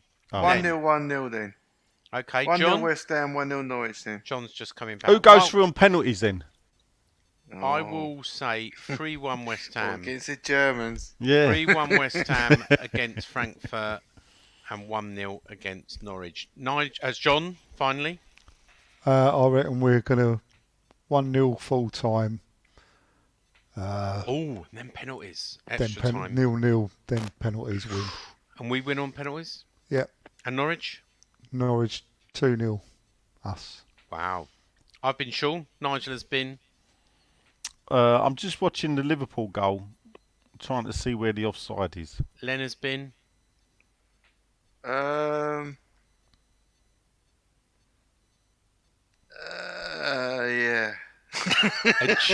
and John has been... Lasting all the way to the end. 2 hours 30. Come on, you Long Irons. one, wasn't it? Bye. Come on, you Irons. More than just a podcast. Well done for making it to the end. Bobby Moore. has ever More meant. than just a podcast.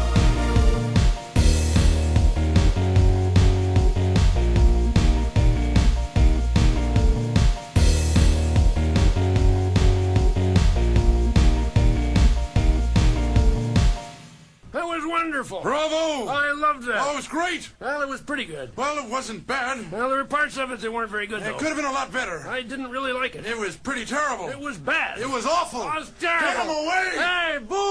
Boo!